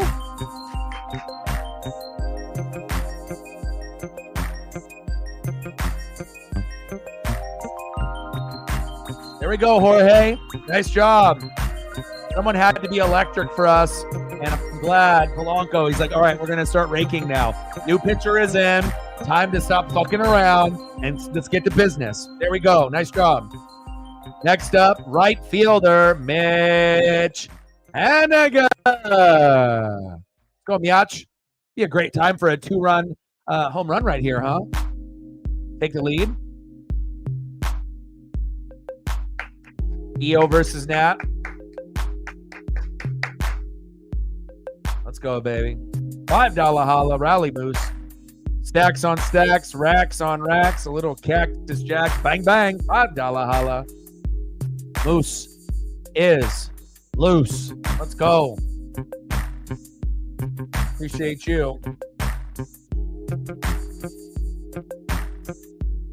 Top of the 7th, 1-0 Twins. Runner at first, 1-1 pitch. Check swing. Did he go? Fucking A, Mitch.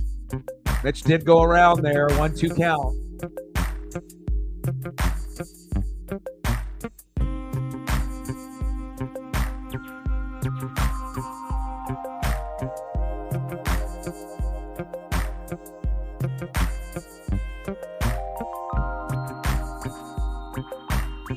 Whoa. My goodness. Watch out now. 97 miles an hour, almost hit him in the face. What the hell is going on there? Jesus. I like to have my Mitches have their noses and their eyes and their cheeks and all their teeth at the end of the game. That could have been really bad. Good awareness by Haniger to get the hell out of the way. 2-2 pitch. Pitch is high. 3-2 count.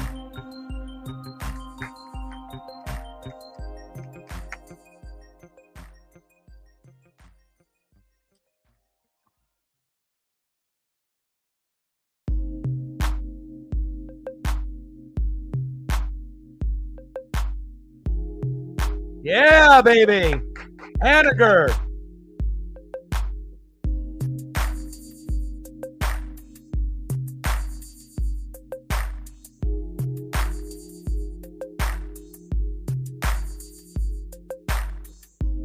There we go. Runners on the corners, baby. No outs.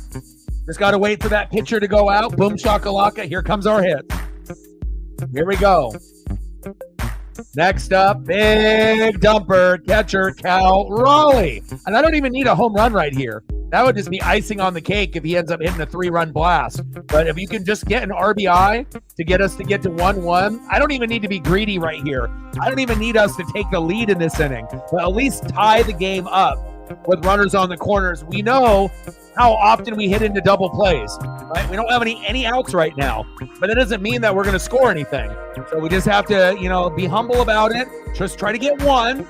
Best case scenario, 3 or 4 runs this inning would be great, but we know how the Mariners roll, and we know how other teams roll as well. Double play situations happen very, very often, and sometimes I feel it's in the back of the player's mind, whether they want to admit it or not. It's like, am I going to be able to get a home run or a base hit, or are they thinking, fuck, I better not hit into a double play?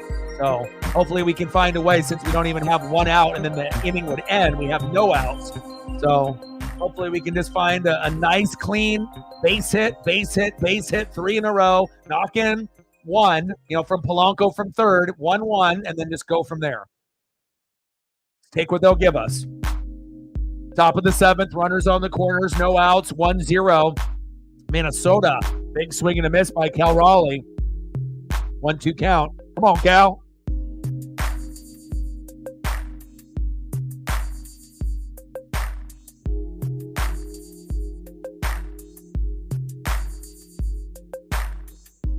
Come on, Cal. Check swing, pitches inside, 2-2 count.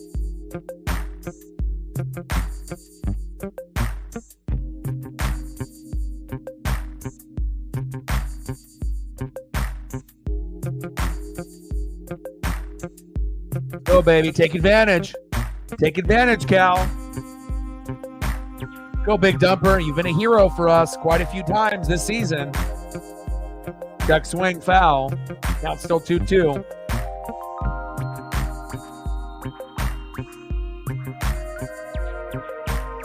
Hope things get a little bit better for you, Odin. I got you, my guy. Top of the 7th, 1-0 Minnesota. Couple more likes to 20. Let's get there. Like, sub, donate, comment, share. Help your boy out. We got almost 40 people watching. Still need 5 more to get to 20. Stuck at 15. There we go. 16. 4 more to go. If you haven't smashed the like button just yet, please do. 4 more to get to the goal. Top of the 7th, 1-0. Twins. Runners on the corners. Full count to Cal Raleigh. Jax coming in, trying to show that he can step up after Woods Richardson was wheeling and dealing with 8 Ks. And hopefully we can find a way for Cal to get walked here. There we go. Bases loaded, baby.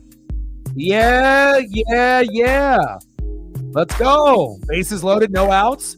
Fantastic. A whole new ball game. Thank God they put Jax in. Next up, first baseman Ty France. See if they stick with this pitcher or if they give him the boot. Because they can still get a double play here and you can still get out of the inning. You know, bases loaded with no outs. It seems intriguing and all. But again, not every team can capitalize on bases loaded with 1 out or no outs. You know, there's been many times, you know, that you feel that you're going to get 1, 2, 3, 4, 5 runs in an inning when this happens. And then sometimes you end up with nothing.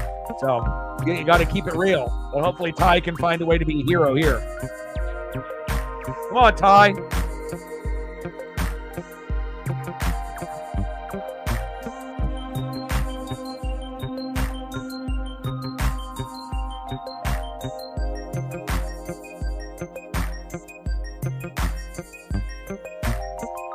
Thought I heard Paisley whimper at the door, but she's not there. It was a ghost. Pitch is outside, 1-0 count. Keep going with Jax. Man, if Jax would have started this game, what would the score have been? Maybe we would have had 8, 9 runs by now. But that's why certain guys are starters and certain guys are bullpen guys. Pitch right down the middle. First great pitch he's had so far since he's been on the mound. Big swing and a miss by Ty France, 1-1 count. Top of the 7th, no outs, bases loaded. Come on, Mariners, you got to score at least 1. You know, preferably 2 or more would be great, but hitting hasn't really been our forte in 2024. And if we do have a couple of these guys that strike out or pop up or fly out, hopefully 1 out of the 3 can help us capitalize here. Come on now.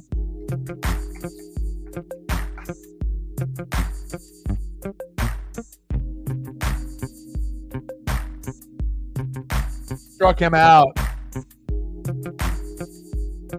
Big sweeper from Jax. Says, sit down, Ty. 1 away. All right, next up, DHing for Seattle, Mitch Garver. 1 for 2 with a K. So at least he's got on base already, and hopefully he can continue that trend. Then we got Luke Raley after him, so come on, Mariners. But we don't want to, you know, leave opportunities like this on the board because, again, if we don't capitalize here, there is a very good possibility we might lose this game 1-0, you know, or something of that nature. So it's like you got the 7th inning and you got the 8th inning. You don't really want to count too much in the 9th. You know, yeah, it can happen. Like we had, you know, a couple games back with Polanco and Garth, you know, getting on against the Rangers and whatnot. But, you know, most of the time, if you're down 1-0 or 2-0, you know, it's going to take some time to be able to get it going. There we go. Nice sacrifice. Yes, sir. Yes, sir. Polanco tagging up. There we go. Thank you, sports gods. I don't got to be greedy. I don't got to say, oh, we're going to hit a grand slam or we're going to score 3 runs this inning. Just tie the damn game. There we go. There we go. Top of the 7th. We're tied up at 1 now. Runners at first and second. Next up, left fielder, Luke Ayamyofaja Raley. And remember, we talk about mental health every single day. Depression, anxiety, addiction. A lot of us are going through these problems on the daily. Make sure if you feel yourself slipping into the darkness, make those minor adjustments of exercising, eating a little bit better, listening to music, spending time with your pets, you know, watching your favorite movie or show, you know, doing something positive for you to look forward to so that way you can win the day. Big facts. Or come to the NWSF. We'll make things better here. Next up, 0 for 2, Luke Raley. Come on, Luke. RBI, baby. mean, this would be a fantastic time for Luke to get a homer. But again, a lot of pressure for a guy that's only batting .222 and has only had 1 homer in 2024. Not saying that he can't do it if the pitch is there, but that could be a big MVP performance tonight if Luke can go yard or get an RBI here.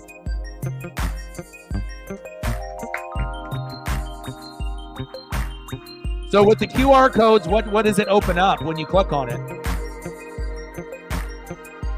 Is it like for discounts for stuff, or is it like hidden messages with like the whole, Bo Dallas, Bray Wyatt type of thing?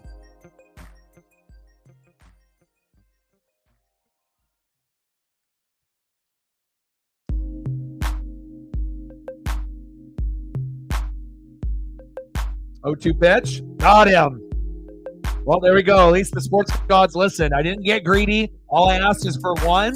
Tie the game up. Bases loaded, no outs. They listened, and I'm okay with it. Let's go. Nice job. Could have been much better, but again, you don't want to ask for too much from the sports gods. You have to know better. When you get greedy, they'll make sure that karma finds its way. So you just ask for the bare minimum, and then anything above that is Gucci, and that's what we got. There we go. We're going to have to earn it, and this might end up being a 2-1 game when it's all said and done, or possibly 3-2, but it kind of has a 2-1 feel to it. We'll see how it goes, and hopefully it's 2-1 Mariners at the end, not 2-1 Minnesota.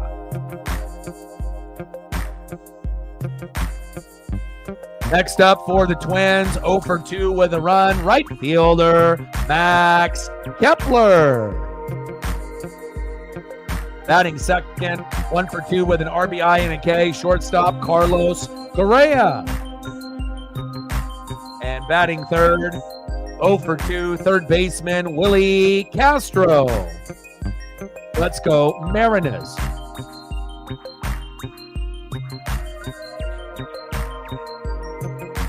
Nice, yeah, their new faction. And it's not supposed to have Alexa Bliss in it. She's not going to be in it, supposedly, right? It's going to be a bunch of other people that they're going to mix in for the faction, so.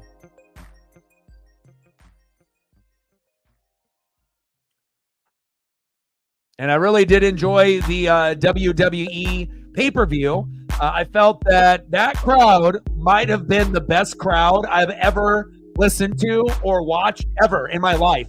And I've watched thousands of WWE Monday Night Raws, Nitros, SmackDowns, Thunders, ECW, shows, NJPW, ROH, Impact. I mean, I've watched thousands of wrestling shows, and you can tell France has never had a pay-per-view, and it sounded like it. In 40-plus years, that was the first big WWE pay-per-view in France. They should do Backlash there every single year. That was amazing. Maybe even give them an opportunity to get a bigger one, like a SummerSlam or a WrestleMania. Of course, they want to be able to make their money in America. I get that. But they definitely deserve something bigger than Backlash, something with more implications, Money in the Bank, Survivor Series, SummerSlam, WrestleMania, something that, I've never heard a crowd, even though you couldn't understand everything that they were chanting all the time, but the chanting was 3 hours nonstop. They were singing word for word for almost every theme song, not just like Cody Rhodes, which was amazing. Kevin Owens and Randy Orton started off the show with a bang with the Bloodline, and a couple of the matches on paper look like it's not going to be that special, but that crowd made that pay-per-view special. Wish I was able to do that one live with you guys, but again, it was on so early in the morning, and we've already missed 2, one in Australia and one in France. Hopefully the time zone difference won't be as bad moving forward, and I'll be able to get back to doing WWE pay-per-view live stream watch parties once a month, because we've already had 2 in the last 3 months that we've missed because they've been so early in the morning. But if I would have known the crowd would have been like that, I would have woke up extra early and made a thumbnail for that pay-per-view. I did not know the crowd was going to be that crazy, and it'll be something that I'll never forget. Shout out to the crowd there in France and Lyon. They did awesome.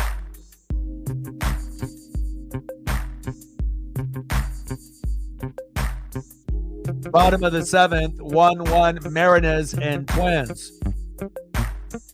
And And then Saudi Arabia, another one. They're just making the money going all over overseas, right?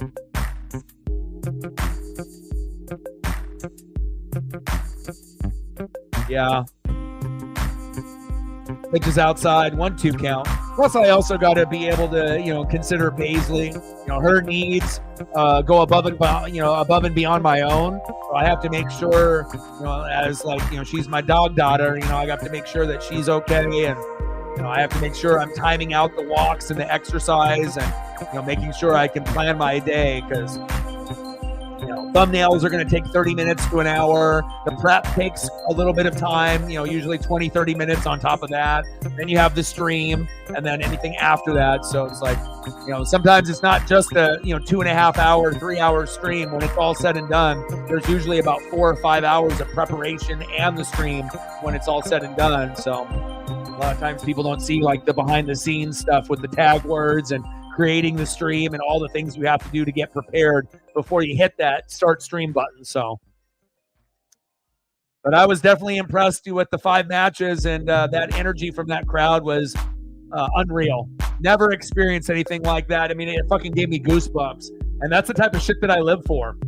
It's feeling that energy and that excitement from the crowd. And even though there's been bigger crowds to WWE, 11,000 in France, you could tell everyone was chanting, everyone was singing, and it felt like 11,000 strong. And you could even tell with the announcers, right, with Michael Cole and with Corey Graves, they were like, this is the best crowd that maybe they have ever been a part of. They didn't want to say it, on the broadcast, like, this is the best crowd, because you don't want to shit on the, Canada crowds or the German crowds or the other crowds that they've been to. But I mean, if we're talking about normally Calgary and the Toronto crowds, anything in Canada is usually top notch, because you got guys like, Kevin Owens and Sami Zayn that are Canadian, that are from there, and they get that extra pop and energy. But to never have a pay-per-view in France, and then to have all that built-up excitement for 40 plus years, and all 11,000 are excited about that show, I've never seen something like that ever, and it was amazing. 2-2 pitch. Rips it towards left field. Uh-oh. Get it, Rayleigh? Damn, runners at second and third with no outs. Why is Castillo still in the game?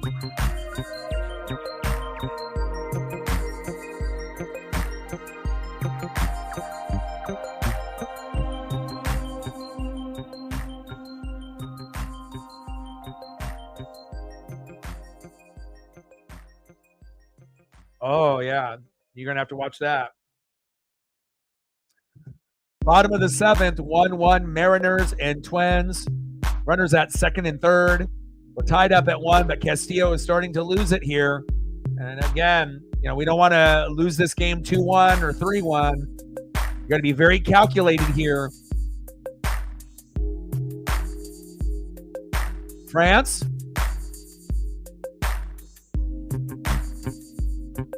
Run him down, run him down. All right, so we get the guy at home, but the runners go back to second and third. But that's fine. At least he didn't make a mistake there. Nice job, Rojas.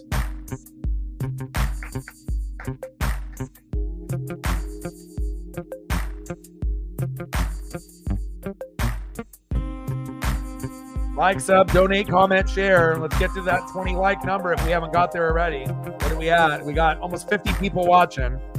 We need 2 more people to smash the like button if you're in the room. Help your boy out. It'll help with the algorithm. We got 22 people watching on the YouTube side, 26 on the Twitter X side. We need 1 more person in the room, and then we'll be at 20. We're at 19 right now. So if you could smash the like button if you haven't done it already, I'd greatly appreciate it. We need 1 or 2 more people. I think we're at 18. 2 more will get us to 20. 1 more will get us to 20. We're at 19. We got 50 people total watching. Shout out to all the people watching on Twitter/X as well as YouTube. All right, no problem. Take care. Feel better. Get your work done.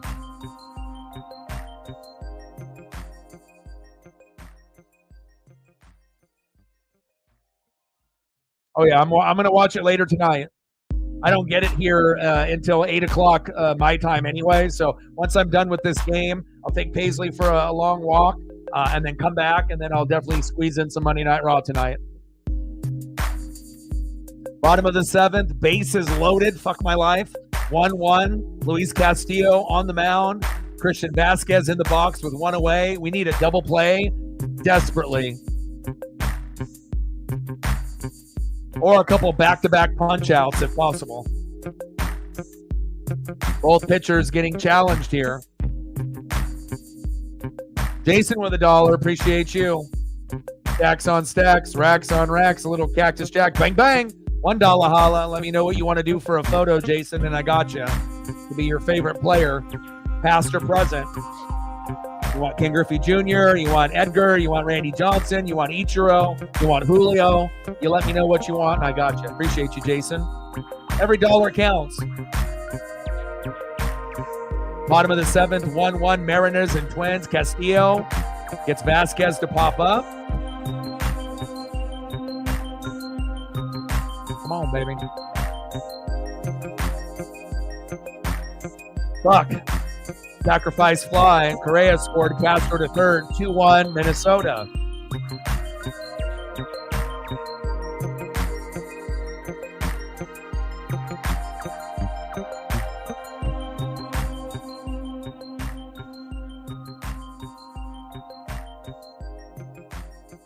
Should have already made the change.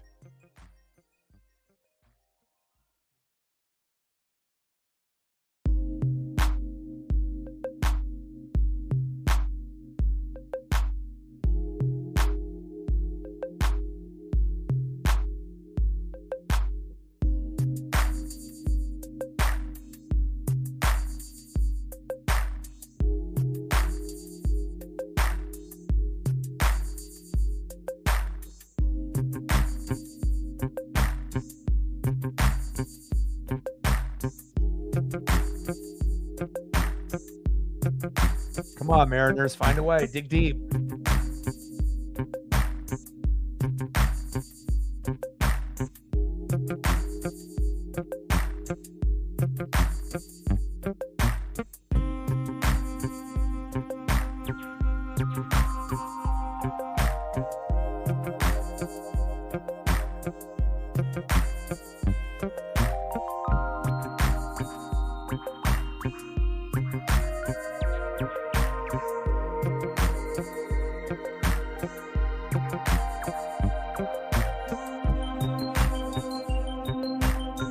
Nothing sweeter than the kid, baby. My all-time favorite. My hero. Ken Griffey Jr.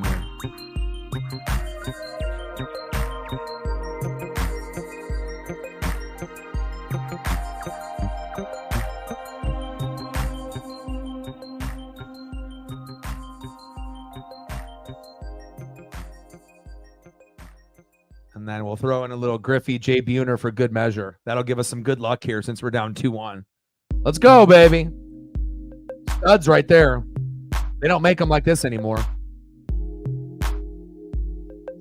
And make sure you guys are taking care of your mental health. Again, depression, anxiety, addiction. These are things that are tough to be able to get over. So make sure if you feel yourself slipping, and you're in the darkness, make sure you make those proper adjustments to win the day. Listen to music, go for a walk, cut back on the partying. You'd be really surprised if you cut back on some of the negative, habits that you have. And even though it's hard to have discipline and to hold yourself accountable, it's probably the hardest thing to do in life. But if you're willing to make the sacrifices and the changes, your life will be better on the other side.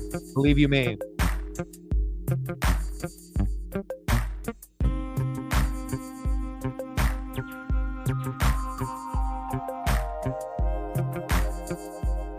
Oh, no worries, Jason. Glad that you're here. Appreciate the support. Now we got Trent Thornton in the game. Come on, Trent.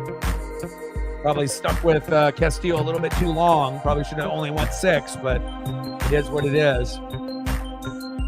Castillo finishes with 6.2 innings pitched, 2 hits, 1 earned run, 3 walks, and 7 Ks when he was at 0 walks for such a long time. So 15 Ks combined. But again, things are starting to open up once the starting pitching goes out, and that's a very traditional, normal thing to happen. Now we just have to find out who's going to want it more in these last 3 innings.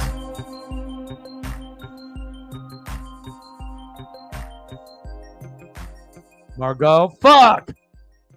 You got to be kidding me. How are you going to let the former Dodger do that? Fucking A. 3-1 Minnesota. Fucking A. This one might be over. We're going to need a really strong rally in the 7th, 8th, and 9th. Fuck. Damn well, Manuel Margot. Damn it. Next up, second baseman Edouard Julien. Shows you how important, your mid relievers really are in baseball. If anything, like teams should actually start paying big money for the best mid relievers. So everyone focuses on starters. But why can't we get an organization to get like the best 2 or 3 mid relievers, pay them money like a starter, and have them on a roster? I don't think any team has really done that before, but it shows you how important mid relievers are. They're just as important as the starters, sometimes even more, especially at that point in the game. Bottom of the 7th, runners on the corners, 3-1 Minnesota. Fuck.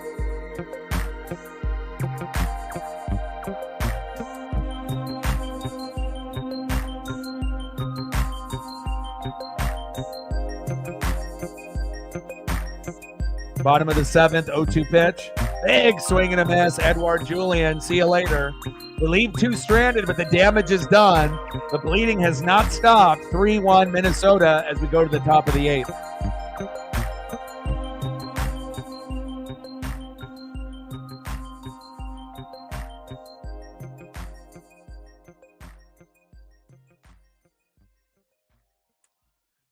I think Jazz has got a lot of talent, but he seems kind of like a me player rather than a team player.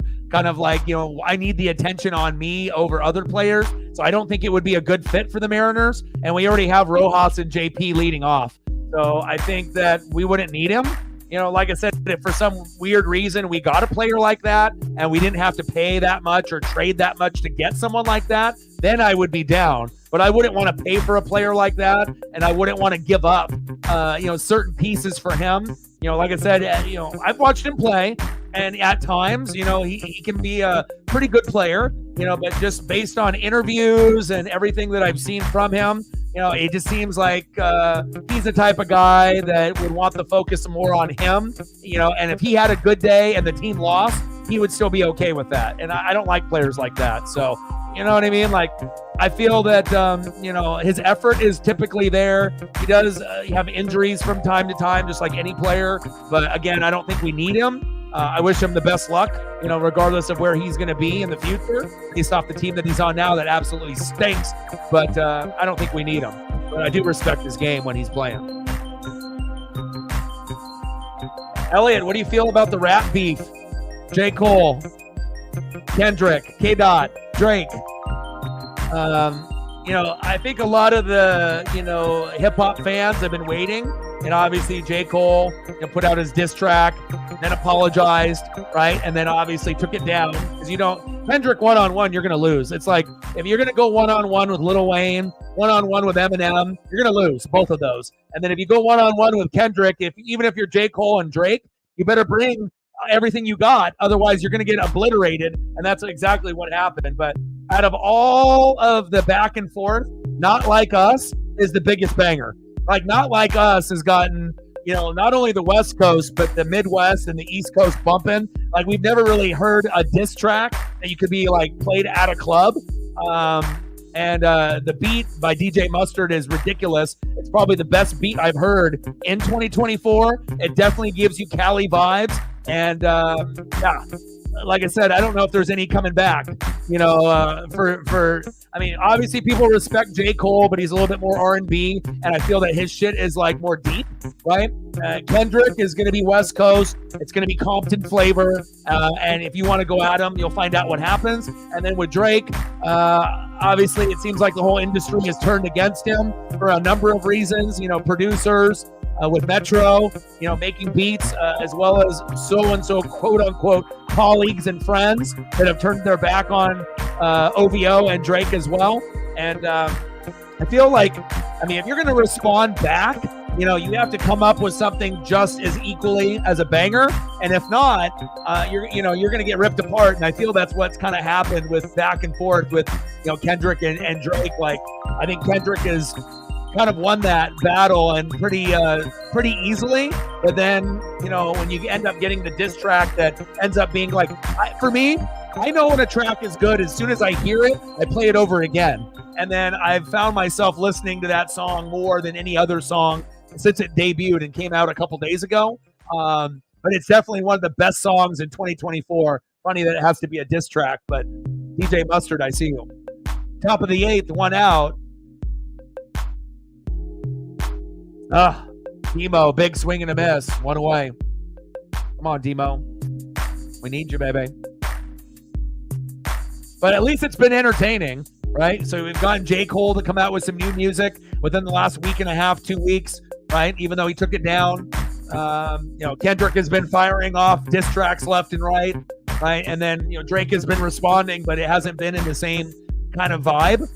It's like he's responding, but you're not winning the battle, based off beat or lyrics. So it's kind of interesting. If anything, it's just nice to be able to see the top 3, in this generation that are putting out consistent music now, kind of give the rap fans and hip hop fans something to look forward to. Yeah. I'm not sure if I would say overall Kendrick is better than Drake. I think that if you go back to early Drake, that music was amazing.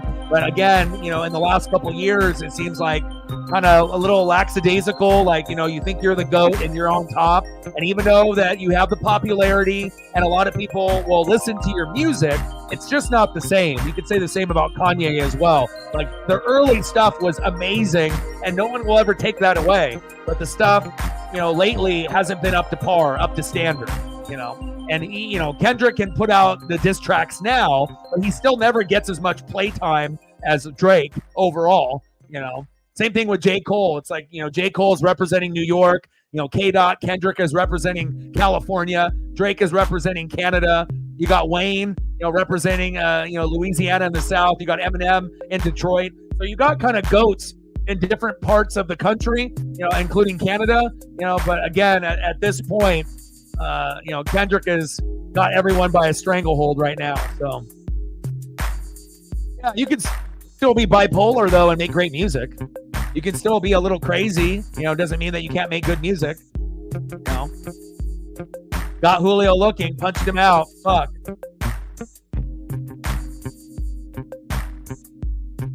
All right, take care. But out of all the diss tracks back and forth, nothing comes close to Not Like Us. That one is a banger. All right, let's go to the bottom of the 8th inning. We're down 3-1. Come on, Mariners. What are we at on likes right now? We got to get to 20. Hopefully we can get blessed by someone before the stream ends, so we can at least get to a decent number. See where we're at.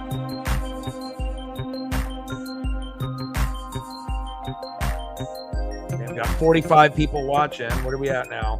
We need one more person to smash the like button to hit the goal. We're at 19. So if you're in the room, there we go. Thank you, whoever that was. Appreciate you. We hit 20. Let's get to 25. That'll be the secondary goal. 5 more likes before the actual game ends would be great. Thank you. Appreciate you guys.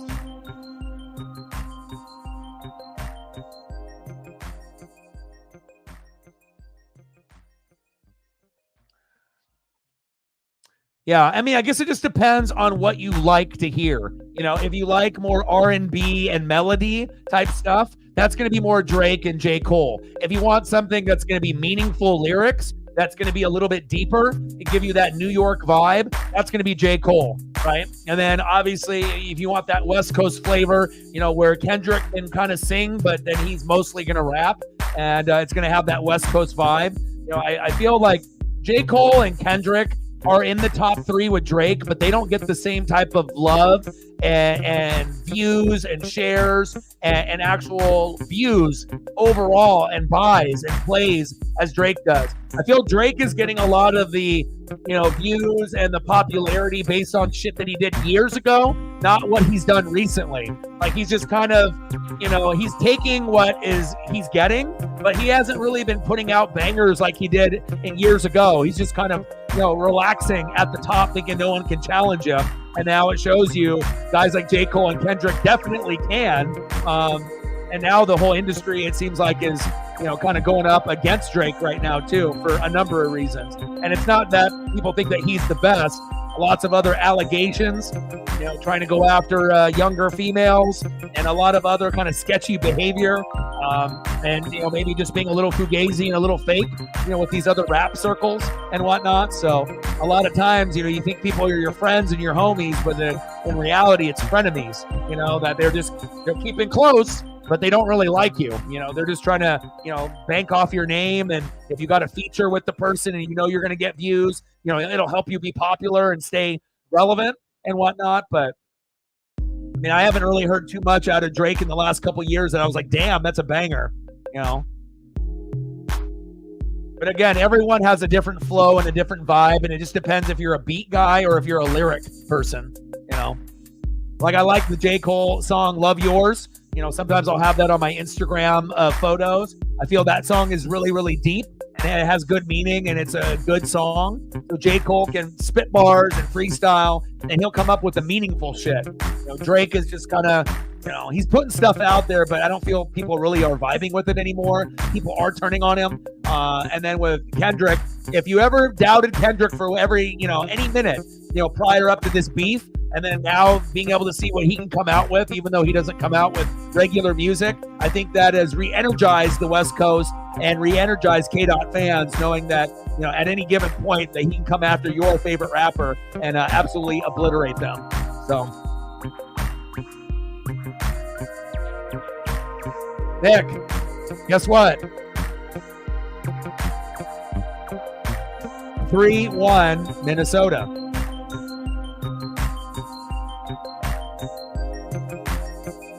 Big swing and a miss. Got him. There we go. Thornton 2 away. That's what happens when people try to tell me what to do. We solve that problem real quick. When's the last time he had a song that had 1 billion streams, though, that was relevant?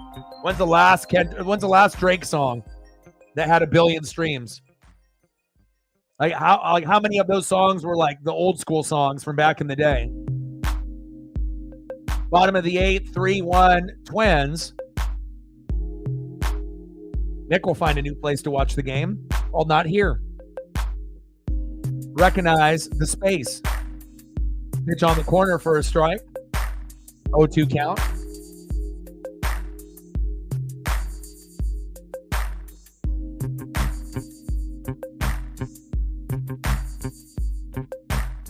O2 pitch. Kepler. And it drops in. Fuck. Yeah, this one might be over for the Mariners. Fuck.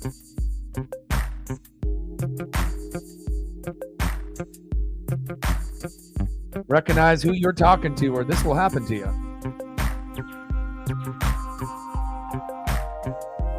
Next up, 2 for 3 with a run, RBI and a K, shortstop Carlos Correa.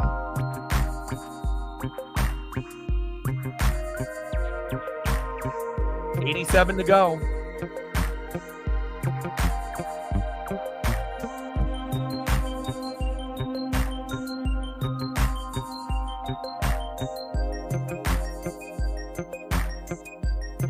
Bottom of the 8th, 3-1 Minnesota. We need one more like to get to 20. Let's get there. 5 more to get to 25. Let's get there.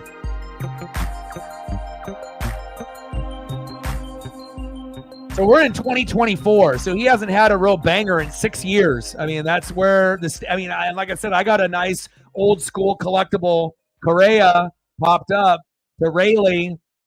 Nice catch. But I got a nice, Ovo hoodie, collectible from 2015 that's barely been worn from the Hotline Bling video, which has got the black hoodie with the big gold Ovo owl on it, right? And I know I can sell that at any given point if I need money, even at being used. People will spend $400, $500, $600 on, Ovo, merchandise that's exclusive, kind of like Supreme. You either have it or you don't, like with the headbands and whatnot. But that's crazy. 6 years since his last big banger.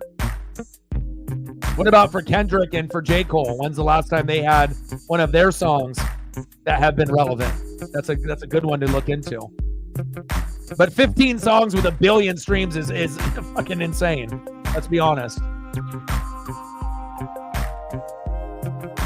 All right, let's go Mariners. Let's go to the top of the ninth. We're down 3-1. Last chance.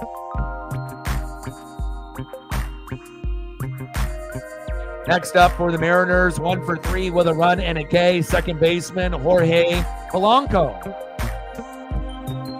Batting second, right fielder, Mitch Haniga. 1 for 3. And batting third, 0 for 1, catcher, big dumper, Cal Raleigh. And again, we need 5 runs, 7 to 10 hits. We're at 1 run, 1 error, 3 hits. That is not going to get it done against the Minnesota Twins. Come on, Mariner Moose.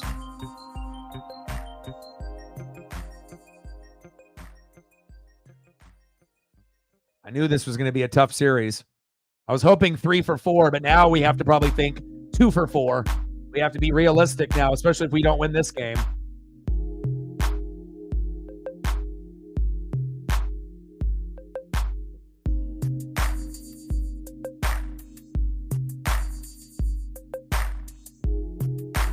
So everything has been a little old. It's been 5-6 years where they really had their last big banger. Kendrick 2018, J. Cole 2019. So. He didn't drop anything for 5 years and hasn't since 2022 till now. So that's what made it exciting. If the little rap beef, and then you can get some new music to come out. So, all right, we got Emerson Hancock tomorrow, which might be a struggle as well. Hopefully we can find a way to rally here. But again, in the 9th inning, it's very tough. Go, Jorge. First pitch is outside, 1-0 count. Top of the 9th, 3-1 Minnesota. In the box, second baseman, Jorge Polanco. Throws bunt, takes a strike, 1-1 count. What's been better in your opinion, besides Not Like Us from Kendrick this year? Anything? I don't think I've heard anything bar for bar as well as the beat that has been better than that this year. Polanco crushes it. Foul.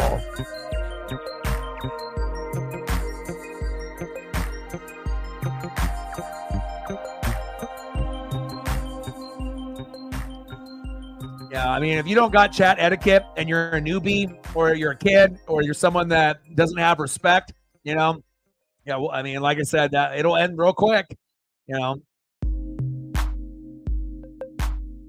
Popped up to center field to Castro, 1 away.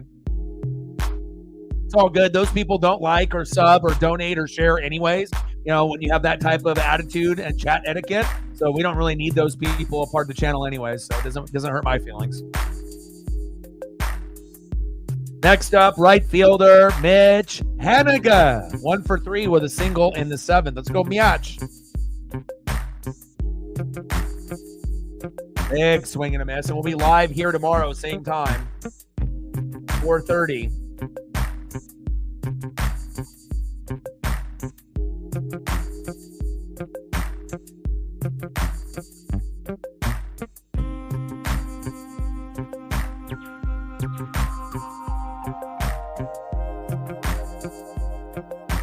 Right. I've gone through, I'm like you, bro. It's like, even though I'm 42, I got plenty of friends in their 20s and their 30s. So I kind of keep up with everything that's going on, not only in the sports and wrestling world, but in the hip hop world as well. And just in the music world. My boy is going to Pearl Jam here in Oregon on Friday, and the tickets were like $600, but he ended up getting a pre-sale. So, anything music wise, we like to be able to keep up on it. And my boy Justin loves alternative and rock music also. So, I appreciate that. I'm not going with him to that particular concert, but after he goes to that concert on Friday, we're going to probably hit up Ground Control, for some arcade and pizza and burgers, probably on Saturday and Sunday to celebrate our birthdays. Got him. 2 away.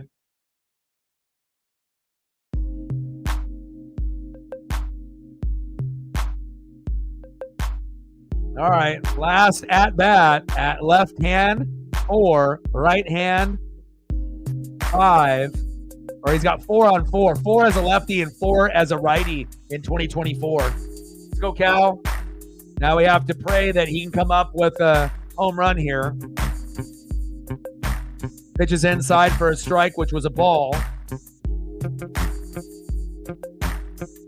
But again, Luis tried his best, but again, he's just not the same pitcher as he was a couple years ago. Again, our best pitcher is Logan Gilbert by a lot. And then you got Bryce Miller, and then George Kirby's got a little issue with his knee. So if I had to go based on how it's looking, it's like Logan Gilbert 1, then Kirby or Miller at 2, or vice versa, and Castillo is at the 4, and then Emerson Hancock 5, but we'll get Brian Wu to replace him soon. 1-1 pitch to Raleigh. Pitches outside. Another ball called a strike. Yeah. Again, the rap scene has been very dry for 2 years. So for them to be able to start beefing and coming up with some diss tracks and even music, it's at least something for us to look forward to. If it's not going to be a mixtape, something on Dat Piff, or an actual album, it's cool to be able to have something come out. As long as it's good. Pitches inside, 2-2 count.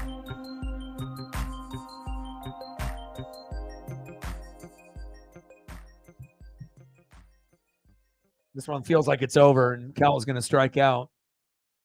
2-2 pitch. And there it is. Got him. 4-game series did not go the way that the Mariners wanted, but you got to give the credit to the Minnesota Twins. They fucking kicked ass and took names. Final score, Minnesota Twins 3, Seattle Mariners 1, and we got to make sure we're given where credit needs to be given. My first time watching Simeon Woods Richardson.